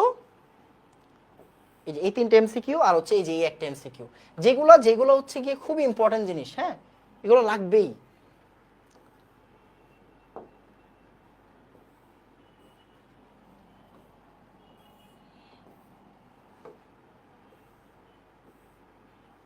এই যে তাহলে পলভঙ্গি ব্যালেন্স আমরা এমনি পড়ি নাই, কিন্তু এই জায়গা থেকে এমসিকিউ পড়ে ফেললাম। এই যে এগুলোর ম্যাথ আসে না। তারপরে স্প্যাচুলা কোন কাজে ব্যবহার করা হয়? ভর পরিমাপে। চামচ, স্প্যাচুলা মানে চামচ, এমনি মনে রাখবা। তারপরে নিচের কোন ওজনটি 4, এই যে দেখো 4 ডিজিট ব্যালেন্সে পরিমাপ করা বুঝায়? নিচের কোন ডিজিটটি 4 ডিজিট পরিমাপ করা বুঝায়? যে 22 দশমিক, মানে এটা কি এইচএসএস, হাজারি স্যার স্পেশাল, এগুলো হুবহু মুখস্থ রাখতে হয়। দেখো এগুলো সব পড়াই ফেলছি ভাই, দেখো এগুলো সব পড়াইছে। এই যে দেখো এই যে এগুলো প্রচুর ইম্পর্টেন্ট, খুবই ইম্পর্টেন্ট। দেখো এই যে দেখো 0.1 মোলার এইচসিএল প্রস্তুতিতে এইচসিএল পরিমাপের জন্য কি ব্যবহার করা হয়? মাপন সিলিন্ডার। তারপরে ভলিউমেট্রিক ফ্লাক্সের ব্যবহার কি? নির্দিষ্ট আয়তন তৈরি করা। আয়তন মাত্রিক ফ্লাক্স ব্যবহার করা হয় কি? প্রমাণ দ্রবণ তৈরি করতে। তারপরে এই দেখো সূক্ষ্মভাবে অল্প আয়তন তরল পরিমাপ করতে কি লাগে? বুরেট। তারপরে বুরেটের পরপর ক্ষুদ্রতম 2 ভাগ 0.1। বুলেটের সাহায্যে কত এমএল পরিমাপ করা যায়? 0.1। কোনটির সাহায্যে স্থানান্তরের জন্য প্রয়োজন? পিপেট। তারপরে এই যে 10 ml KMnO4 মেপে নিতে বুলেট, এগুলো হাজারি স্যার স্পেশাল। এগুলো হাজারি এইচএসএস মানে কি বলতো? এইচএসএস মানে কি? হাজারি স্যার স্পেশাল। মানে এগুলো তোমাকে এমনি মনে রাখতে হবে, এগুলো হাজারি স্যারে যেমনি আছে এমনি জানতে হবে, মেডিকেলে হুবহু আসবে, মেডিকেলে হুবহু আসবে। তারপরে এই যে দেখো বুরেট ও পিপেট তৈরিতে কি ব্যবহার করা হয়? পাইরেক্স কাঁচ, একটু আগে পড়াইছি না, শক্ত কাঁচ। টাইট্রেশন কালে বুরেট পিপেট, এই যে পাইরেক্স গ্লাস আর পটাশ গ্লাস, এগুলো হইছে না? হইছে। তারপরে ল্যাবরেটরিতে তৈলাক্ত পদার্থ দূর করতে ক্রমিক অ্যাসিড মিশ্রণ। ক্রমিক অ্যাসিড জারণ পদার্থ, বার্নারে মানে এই যে উজ্জ্বল জারণ শিখার কত তাপমাত্রা? 1570। তার জালি ব্যবহার করা হয় কনিক্যাল ফ্লাক্সে। এই যে এটা আমরা পড়ছি একটু আগে, সর্বোত্তম পরিষ্কারক। তারপরে দেখো এক্সআই দ্বারা উত্তেজক বোঝায়। এমএসডিএস এর পুনরূপ কি? Material shift data sheet. আর্দ্র ক্যালাসিত শুষ্ককরণ ডেসিকেটর। কোনটি শুষ্ককারক? P2O5। এলপিজি সিএনজি কি? এক্সপ্লোসিভ, মানে বিস্ফোরক। হ্যাঁ এই সরি বিস্ফোরক না, এক্সপ্লোসিভ না, হ্যাঁ এক্সপ্লোসিভ, এই যে এটা। তারপরে এটা হচ্ছে টক্সিক, এটা ট্রিফয়েল, এটা অক্সিডাইজিং। তারপরে সেমি মাইক্রোতে 60 মিলিগ্রাম, ওই যে তোমার এই যে কি আসে এটা ভর। তারপরে দেখো H2S এর পরিবর্তে থায়োএসিটামাইড। তারপরে বেনজিনের পরিবর্তে টলোইন। কোন স্থানে অ্যাসিড লাগলে কি করতে হয়? বাইকার্বনেট বা সোডিয়াম কার্বনেট। এই জায়গায় বাইকার্বনেট দিছে, তাহলে বাইকার্বনেট দিও। তারপরে শরীরের ত্বকে চোখে পড়লে এই যে তোমার 0.1 মোলার বোরিক অ্যাসিড বা 5% বোরিক অ্যাসিড। তারপরে কি ছিল? ক্রোমিক অ্যাসিড মিশ্রণ কোনটা? কোনটি আয়তন মাত্রিক বিশ্লেষণে ব্যবহার করা হয়? দেখো এগুলো কিন্তু কনফিউজিং প্রশ্ন। কোনটা আয়তন মাত্রিক ব্যবহার করা হয়, কোনটা টাইট্রেশনে ব্যবহার করা হয়? হাজারি স্যারে যেটা উত্তর দেওয়া আছে ওইটা যদি ভুলও হয় ওইটাই অ্যান্সার। বাংলা বুঝো? হাজারি স্যারে যেটা উত্তর দেওয়া আছে ওইটাই অ্যান্সার। তার মানে তোমার কি এইগুলো হুবহু পড়তে হবে। তারপরে দেখো 4 ডিজিটের ব্যালেন্সের সূক্ষ্মতা কত? 4 ডিজিট ব্যালেন্সের সূক্ষ্মতা হচ্ছে 0.001 গ্রাম। তারপরে চশমা ব্যবহার করতে হয় কখন? মানে ভাই তোমারে সব পড়াই দিছি, তোমার এগুলো এই দেখো, এই দেখো দেখো দেখো দেখো টপ লোডিং ব্যালেন্স। ডিজিটাল ব্যালেন্সকে টপ লোডিং ব্যালেন্স বলা হয়। ডিজিটাল ব্যালেন্সকে টপ লোডিং ব্যালেন্স বলা হয়। তারপরে দেখো 2 ডিজিট আর 4 ডিজিট ব্যালেন্স 0.01 গ্রাম পর্যন্ত মাপতে পারে, 4 ডিজিট মাপতে পারে যে 4 ডিজিট 0.001 গ্রাম পর্যন্ত। ও হচ্ছে সেকেন্ডারি, ও হচ্ছে প্রাইমারি, জাস্ট শেষ। তারপরে এই দেখো কোনটি কাচকে ক্ষয় করে? HF। আরো ইম্পর্টেন্ট, কোন গ্লাসে খোদাই বা নকশা করার জন্য HF ব্যবহার করা হয়। গ্লাসকে খোদাই বা নকশা করার জন্য HF ব্যবহার করা হয়। তারপরে ক্ষয়কারী বিষাক্ত পদার্থ কোনটা? এই দেখো এই দেখো, তুমি কি ওই রিডিংটা পড়ছিলা? পড়ো নাই, তার মানে তোমার এটা পড়তে হবে। দেখো কোনটা ক্ষয়কারী বিষাক্ত পদার্থ, এই যে তুমি এইভাবে পড়ো, কারণ প্রশ্ন আসলে এই জায়গা থেকে আসবে। তারপরে বুনসেন শিখার উপরের অঞ্চলের নাম কি? জারণ মণ্ডল। কোনটা শ্বাসদাহে যন্ত্রণা তৈরি করে? SO2। তারপরে কোনটি ক্যান্সার তৈরি করে? ফর্মালডিহাইড। তার মানে কি তোমার এই জায়গায় যা আছে তা লাগবে, এই জায়গায় যা আছে। সোডিয়াম কার্বনেট কি? প্রাইমারি। ক্যালাস বা স্ফটিক পানি আছে। তারপরে হচ্ছে গিয়ে এই যে ল্যাবরেটরিতে রাসায়নিক দ্রবণের ক্ষেত্রে এই যে প্লাস্টিকের ব্যাপারটা আছে। তারপরে এই জায়গায় এগুলো লাগে না অত বেশি, এগুলো অত বেশি লাগে না। হ্যাঁ শেষ। তার মানে দেখো আমরা কি করছি, আমরা তোমার পুরা A to Z বইটা পড়ছি, মানে বই বলতে কি নোট পড়ছি। নোট পড়ে দেখাই দিলাম যে আমি তোমার যে বইটা পড়াইছি A to Z। এরপরে এই যে এই MCQ গুলা, এই MCQ গুলা ভাইয়া ফরজ, মানে ফরজে দেখো বেশি MCQ না কিন্তু, এগুলো কিন্তু মুখস্থ করতে বলি নাই, বলছি 110টা MCQ আছে, মুখস্থ করতে বলছি না। এগুলো তুমি নিজে নিজে ট্রাই করবা, নিজে নিজে ট্রাই করবা। না পারলে এবার হচ্ছে কি হাজারি স্যারের বইয়ের MCQ এর অ্যান্সারটা দেখবা, আমার এই স্লাইডটা দেখবা, এনাফ, মোর দেন এনাফ, আর কিছু লাগবে না। কথা কি বোঝা গেছে? ল্যাবরেটরি নিরাপদ ব্যবহার শেষ, আর কোনো পড়ানো নেই। ওকে, এখন আমাকে একটু বলো তো, এই যে আমি যে চ্যাপ্টারটা পড়াইলাম তোমার কি ক্ষতি করছি নাকি উপকার করলাম? যেগুলো আসবে এগুলো পড়তেই হবে, যেগুলো আসবে এগুলো পড়তে হবে। ঢাকা ভার্সিটি রিটেনে এবার দিবে, এর আগের বার দিছিল অ্যাকোয়ারেজিয়া, এবার দিতে পারে রেকটিফাইড স্পিরিট, মেথিলেটেড স্পিরিট, দিতে পারে লিকার অ্যামোনিয়া, দিতে পারে হচ্ছে গিয়ে টিংচার আয়োডিন, বলবে এদের সংযুক্তি লেখো। আমি তোমাকে বারবার বলছি সরকার চেঞ্জ হয়েছে, প্রশ্ন কঠিন হতে পারে, প্রশ্ন কঠিন হতে পারে। দেখো বিভিন্ন সেক্টরগুলোতে দুর্নীতি কিন্তু আস্তে আস্তে কমে যাচ্ছে, তুমি এটা জানো না? জানো কিন্তু। তার মানে যদি দুর্নীতি কমে যায় তখন অনেকগুলা সেক্টরে অনেকগুলো জায়গা থেকে কিন্তু মন মানসিকতা বলো, তারপরে হচ্ছে গিয়ে তোমার স্টুডেন্টদের জন্য ভালো কিছু বলো, এগুলো কিন্তু হওয়া স্টার্ট করবে আস্তে আস্তে। তার মানে প্রশ্ন কঠিন হবে। প্রশ্ন যদি কঠিন হয়, এখন তুমি বুঝো, তুমি একটা জিনিস বলো, ঢাকা ভার্সিটিতে একটা প্রশ্ন দিল যেটা শর্ট সিলেবাসের বাইরে, আমি বলতেছি না শর্ট সিলেবাসের বাইরের জিনিস পড়তেই হবে, শর্ট সিলেবাসের বাইরে থেকে 2টা প্রশ্ন দিল আর বাকি প্রশ্নগুলো শর্ট সিলেবাসের ভিতর থেকে দিল, ফাইন। তো আমি তো অবশ্যই বলতেছি বাকিগুলোকে ইম্পর্টেন্স দিতে, বাকিগুলোকে আমরা পড়তেছি না? পড়তেছি। বাকিগুলোর জন্য কয় ক্লাস লাগাচ্ছি বলো? 5 ক্লাস, 4 ক্লাস, 4 ঘন্টা, 3 ঘন্টা। বাকি চ্যাপ্টারগুলো ইম্পর্টেন্ট দেখেই তো 4 ঘন্টা 5 ঘন্টা লাগাচ্ছি, 4টা ক্লাস 5টা ক্লাস লাগাচ্ছি, তাই না? আমার কি ঠেকা পড়ছে তোমার আমি 5 ঘন্টা ধরে পড়াবো? তুমি অ্যাডমিশন ক্যান্ডিডেট, ওই চ্যাপ্টারটা ইম্পর্টেন্ট দেখেই তো ওইটাকে প্র্যাকটিস করাচ্ছি, ওইটাকে 4 ঘন্টা 5 ঘন্টা করে পড়াচ্ছি ডেইলি, ওইটাকে 3 দিন 4 দিন করে পড়াচ্ছি। আমি তো জানি ওইটা ইম্পর্টেন্ট। আর শর্ট সিলেবাসের বাইরে থেকে যে 2টা প্রশ্ন আসবে ওইটা না পারলে কি চান্স হবে না? উত্তর হচ্ছে হবে। না তো করি নাই, না করছি করি নাই। বাট এই যে শর্ট সিলেবাসের বাইরে থেকে দুইটা প্রশ্ন আসলো, এই দুইটা প্রশ্নের জন্য তুমি পরীক্ষার হল থেকে বেরোয়া ইদার আমারে গালি দিবা, নাইলে তুমি তোমার কেমিস্ট্রি টিচারকে গালি দিবা, নাইলে যেই প্রতিষ্ঠানে পড়ছো তাকে গালি দিবা। ঢাকা ভার্সিটির কোনো কিছু ছিড়বে, কোনো কিছু আসে যাবে না। তুমি আইসে বাইরে গালি দিলা, একটা সাংবাদিকের সামনে বললা মানি না, ঠিক আছে, যে দুইটা প্রশ্ন বাইরে থেকে করছে, লাভ আছে? লাভ নেই। যারা পারার এমনিই পারবে, বুঝা গেছে? এই জন্য বলতেছি কোনো প্রকার ফাইজলামি না। যেমন 1.5 ঘন্টা লাগছে, 1.5 ঘন্টায় তুমি একটা চ্যাপ্টার পড়ে ফেলছো, শর্ট সিলেবাসের বাইরের একটা চ্যাপ্টার, তোমার লস হয় নাই, তোমার লাভ হয়েছে। তুমি জাস্ট আমার কথা শোনো, যেগুলো যেগুলো দাগাই দিছি, যেগুলো যেগুলো পড়তে বলছি, যেমনে যেমনে পড়তে বলছি জাস্ট এমনি এমনি পড়ো, আর কিছু লাগবে না। ঠিক আছে, শেষ। বলো।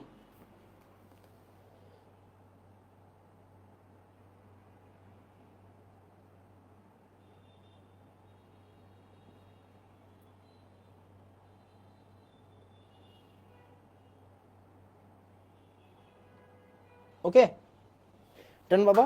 তাহলে তুমি কিন্তু টেনশন করো না যে ভাই, তুমি কিন্তু বললো না যে ভাই এটা ঢাকা ভার্সিটিতে আসে না, আমি এটা স্কিপ করবো। আমি কখনোই কখনোই ল্যাবরেটরি নিরাপদ ব্যবহার কর্মমুখী রসায়ন, ইভেন অর্থনৈতিক রসায়ন, ভাই ল্যাবরেটরি নিরাপদ ব্যবহার থেকে যতটুক প্রশ্ন আসছে, অর্থনৈতিক রসায়ন থেকে তার এক গুণও প্রশ্ন আসে নাই ঢাকা ভার্সিটিতে, তাও আমি পড়াবো।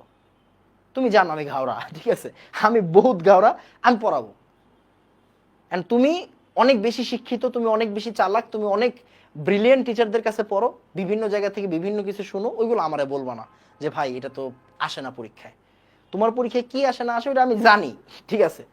বাকি চ্যাপ্টারগুলোর জন্য যদি জানি যে এটা পরীক্ষায় আসবে, তাহলে অবশ্যই এগুলোর জন্য জানি যে এগুলো পরীক্ষায় আসবে বা আসবে না বা আসে না। যাই নাও পড়াচ্ছি তোমার ভালোর জন্য, তো পড়ো। ওকে, তাহলে আজকে এতটুকু থাকুক। আজকে একটু কম পড়লাম তাহলে আমরা, রাইট? আজকে একটু কম পড়লাম। আচ্ছা শোনো, একটা কাজ করব, আমি তোমাকে এখন একটা পিডিএফ নোট দিব, কর্মমুখী রসায়নের একটা হ্যান্ড নোট দিব। এই হ্যান্ড নোট তোমার পড়তে হবে মেডিকেল ভর্তি পরীক্ষার জন্য, মাস্ট মাস্ট। একটা হ্যান্ড নোট দিব, এই হ্যান্ড নোটটা আমার স্টুডেন্ট লিখছে, ও ডিএমসিতে গত 22-এর, ও ডিএমসি 22-এর আমার স্টুডেন্ট, আমার অ্যাডমিশন ব্যাচের স্টুডেন্ট, হ্যাঁ। তো ওর বানানো নোট, কর্মমুখী রসায়নের নোট, একদম একদম স্পেসিফিক, যে এই টপিক থেকে জাস্ট এই 3টা পয়েন্ট জানতে হবে, এই টপিক থেকে জাস্ট এই 3টা পয়েন্ট জানতে হবে, এই টপিক থেকে জাস্ট 3টা পয়েন্ট জানতে হবে, একদম ধরে ধরে। মনে করো আছে মেহেদির আন্ডারে কি কি জানতে হবে, 2টা জিনিস জানতে হবে, যে ভাইয়া মেহেদি মানে লাসন, মেহেদি মানে এই পিএইচ হচ্ছে এত, কথার কথা। ভাইয়া হচ্ছে তোমার হচ্ছে হেয়ার অয়েল থেকে ঠিক এই 2টা পয়েন্ট আমার জানতে হবে, ঠিক আছে। আমি এখন তোমাকে একটা হ্যান্ড নোট দিব, এই হ্যান্ড নোটটা পড়বা, এই হ্যান্ড নোটটা আমরা আগামী ক্লাসে পড়বো, এই হ্যান্ড নোটটা আমি আগামী ক্লাসে পড়াবো। তুমি একটু নিজে থেকে নোট করে রাখো। ভাইয়া নিজে নোট না করলে আসলে পড়ালেখা হবে না। মাইন্ডসের নোট তুমি যদি মাইন্ডসের বউ দেখো আর তুমি যদি মাইন্ডসের নোট দেখো, তোমার দেখতেই সুন্দর লাগবে, আলটিমেটলি ইফেক্টিভ না। তুমি যতক্ষণে মাইন্ডসের বউ দেখতেছো ততক্ষণে নিজের বউর সাথে কথা বলো, সোয়াবও আছে, তাই না? বাট তুমি মাইন্ডসের বউ দেখবা, সুন্দর লাগবে, কোনো কাম হবে না। মাইন্ডসের নোট দেখবা, সুন্দর লাগবে, কাম হবে না কোনো। ক্লিয়ার? সো নিজে নোট করবা, আমি তোমাকে এটা পিডিএফ দিব। আচ্ছা আজকে না দিই, আগামী ক্লাসে দিয়ে দিব না, আগামী ক্লাসে করাবো যখন তখনই দিব না, তাইলেই হয়ে যাবে। বলো ভাইয়া, ল্যাবরেটরি শেষ, আজকে ছুটি দিয়ে দিব? মানে অন্য চ্যাপ্টার কি শুরু করব নাকি ছুটি দিব? বলো, আমার সমস্যা নাই। মানে আমার কথা হচ্ছে কি, এক চ্যাপ্টার শেষ, তো এখন অন্য চ্যাপ্টার পড়াইতে মন চাচ্ছে না। শেষ না হইলে এটা আরো 10 ঘন্টা পড়াইতাম, আমার সমস্যা নেই, তাই না? বলো, কথা বলো, কথা বলো, কথা বলো।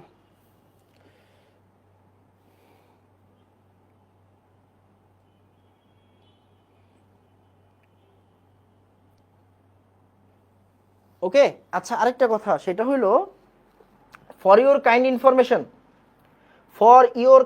ইনফরমেশন,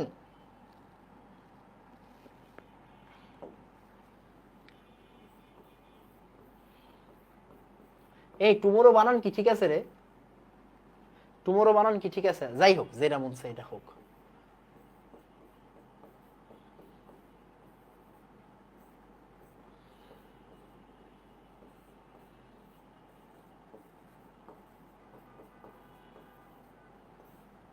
মূলে পর্যাবৃত্ত ধর্ম ও রাসায়নিক বন্ধন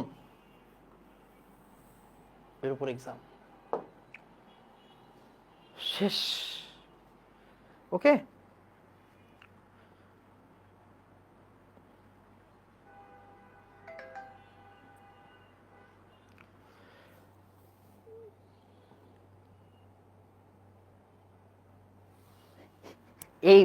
দেখো একটা ছোট্ট জিনিস তোমারে বলি, সেটা হইলো রাসায়নিক ভাই, ও সরি সরি সরি সরি রাসায়নিক, সরি সরি সরি, এটা তো হয়েছে C1C4, C1C4।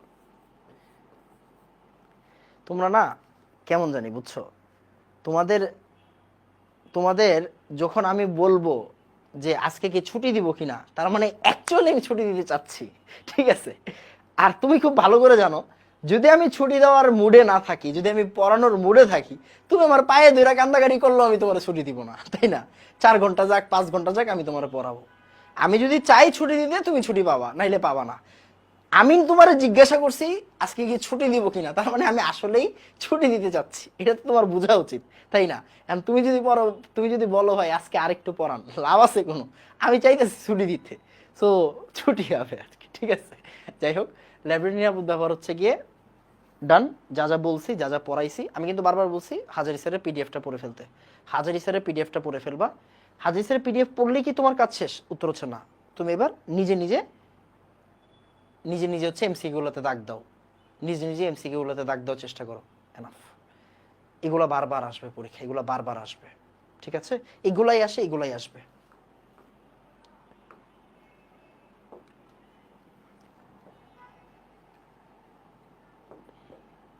সবাই হচ্ছে গিয়ে তোমাদের ফ্রেন্ড সার্কেলদের একটু বইলো ভর্তি হইতে,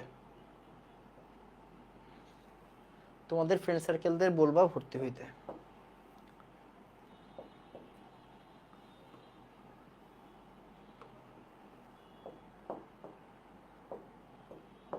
ওকে বাবা, তাহলে আজকে এতটুকু থাকুক। সবাই দোয়া কইরো, সবাই সবার ফ্রেন্ড সার্কেলকে বইলো যে আমাদের এখানে ভর্তি হইতে। আমাদের এখানে কিন্তু ফার্স্ট পেপার শেষ, ঠিক আছে? ভাই পিডিএফটা কি মেডিকেলের জন্য? ভাই মেডিকেল কি ভার্সিটি কি আমি এগুলো বুঝি না, আমি এগুলো বুঝি না। পিডিএফ কিসের জন্য আমি জানি না, আমি দিছি মানে তুমি পড়বা, শেষ। এবার কোন জায়গায় চান্স হবে না হবে এটা আমি দেখবো, তোমার টেনশন কি? এই তো, তাহলে আজকে এতটুকু থাকুক। আল্লাহ হাফেজ, আসসালামু আলাইকুম রহমতুল্লাহ।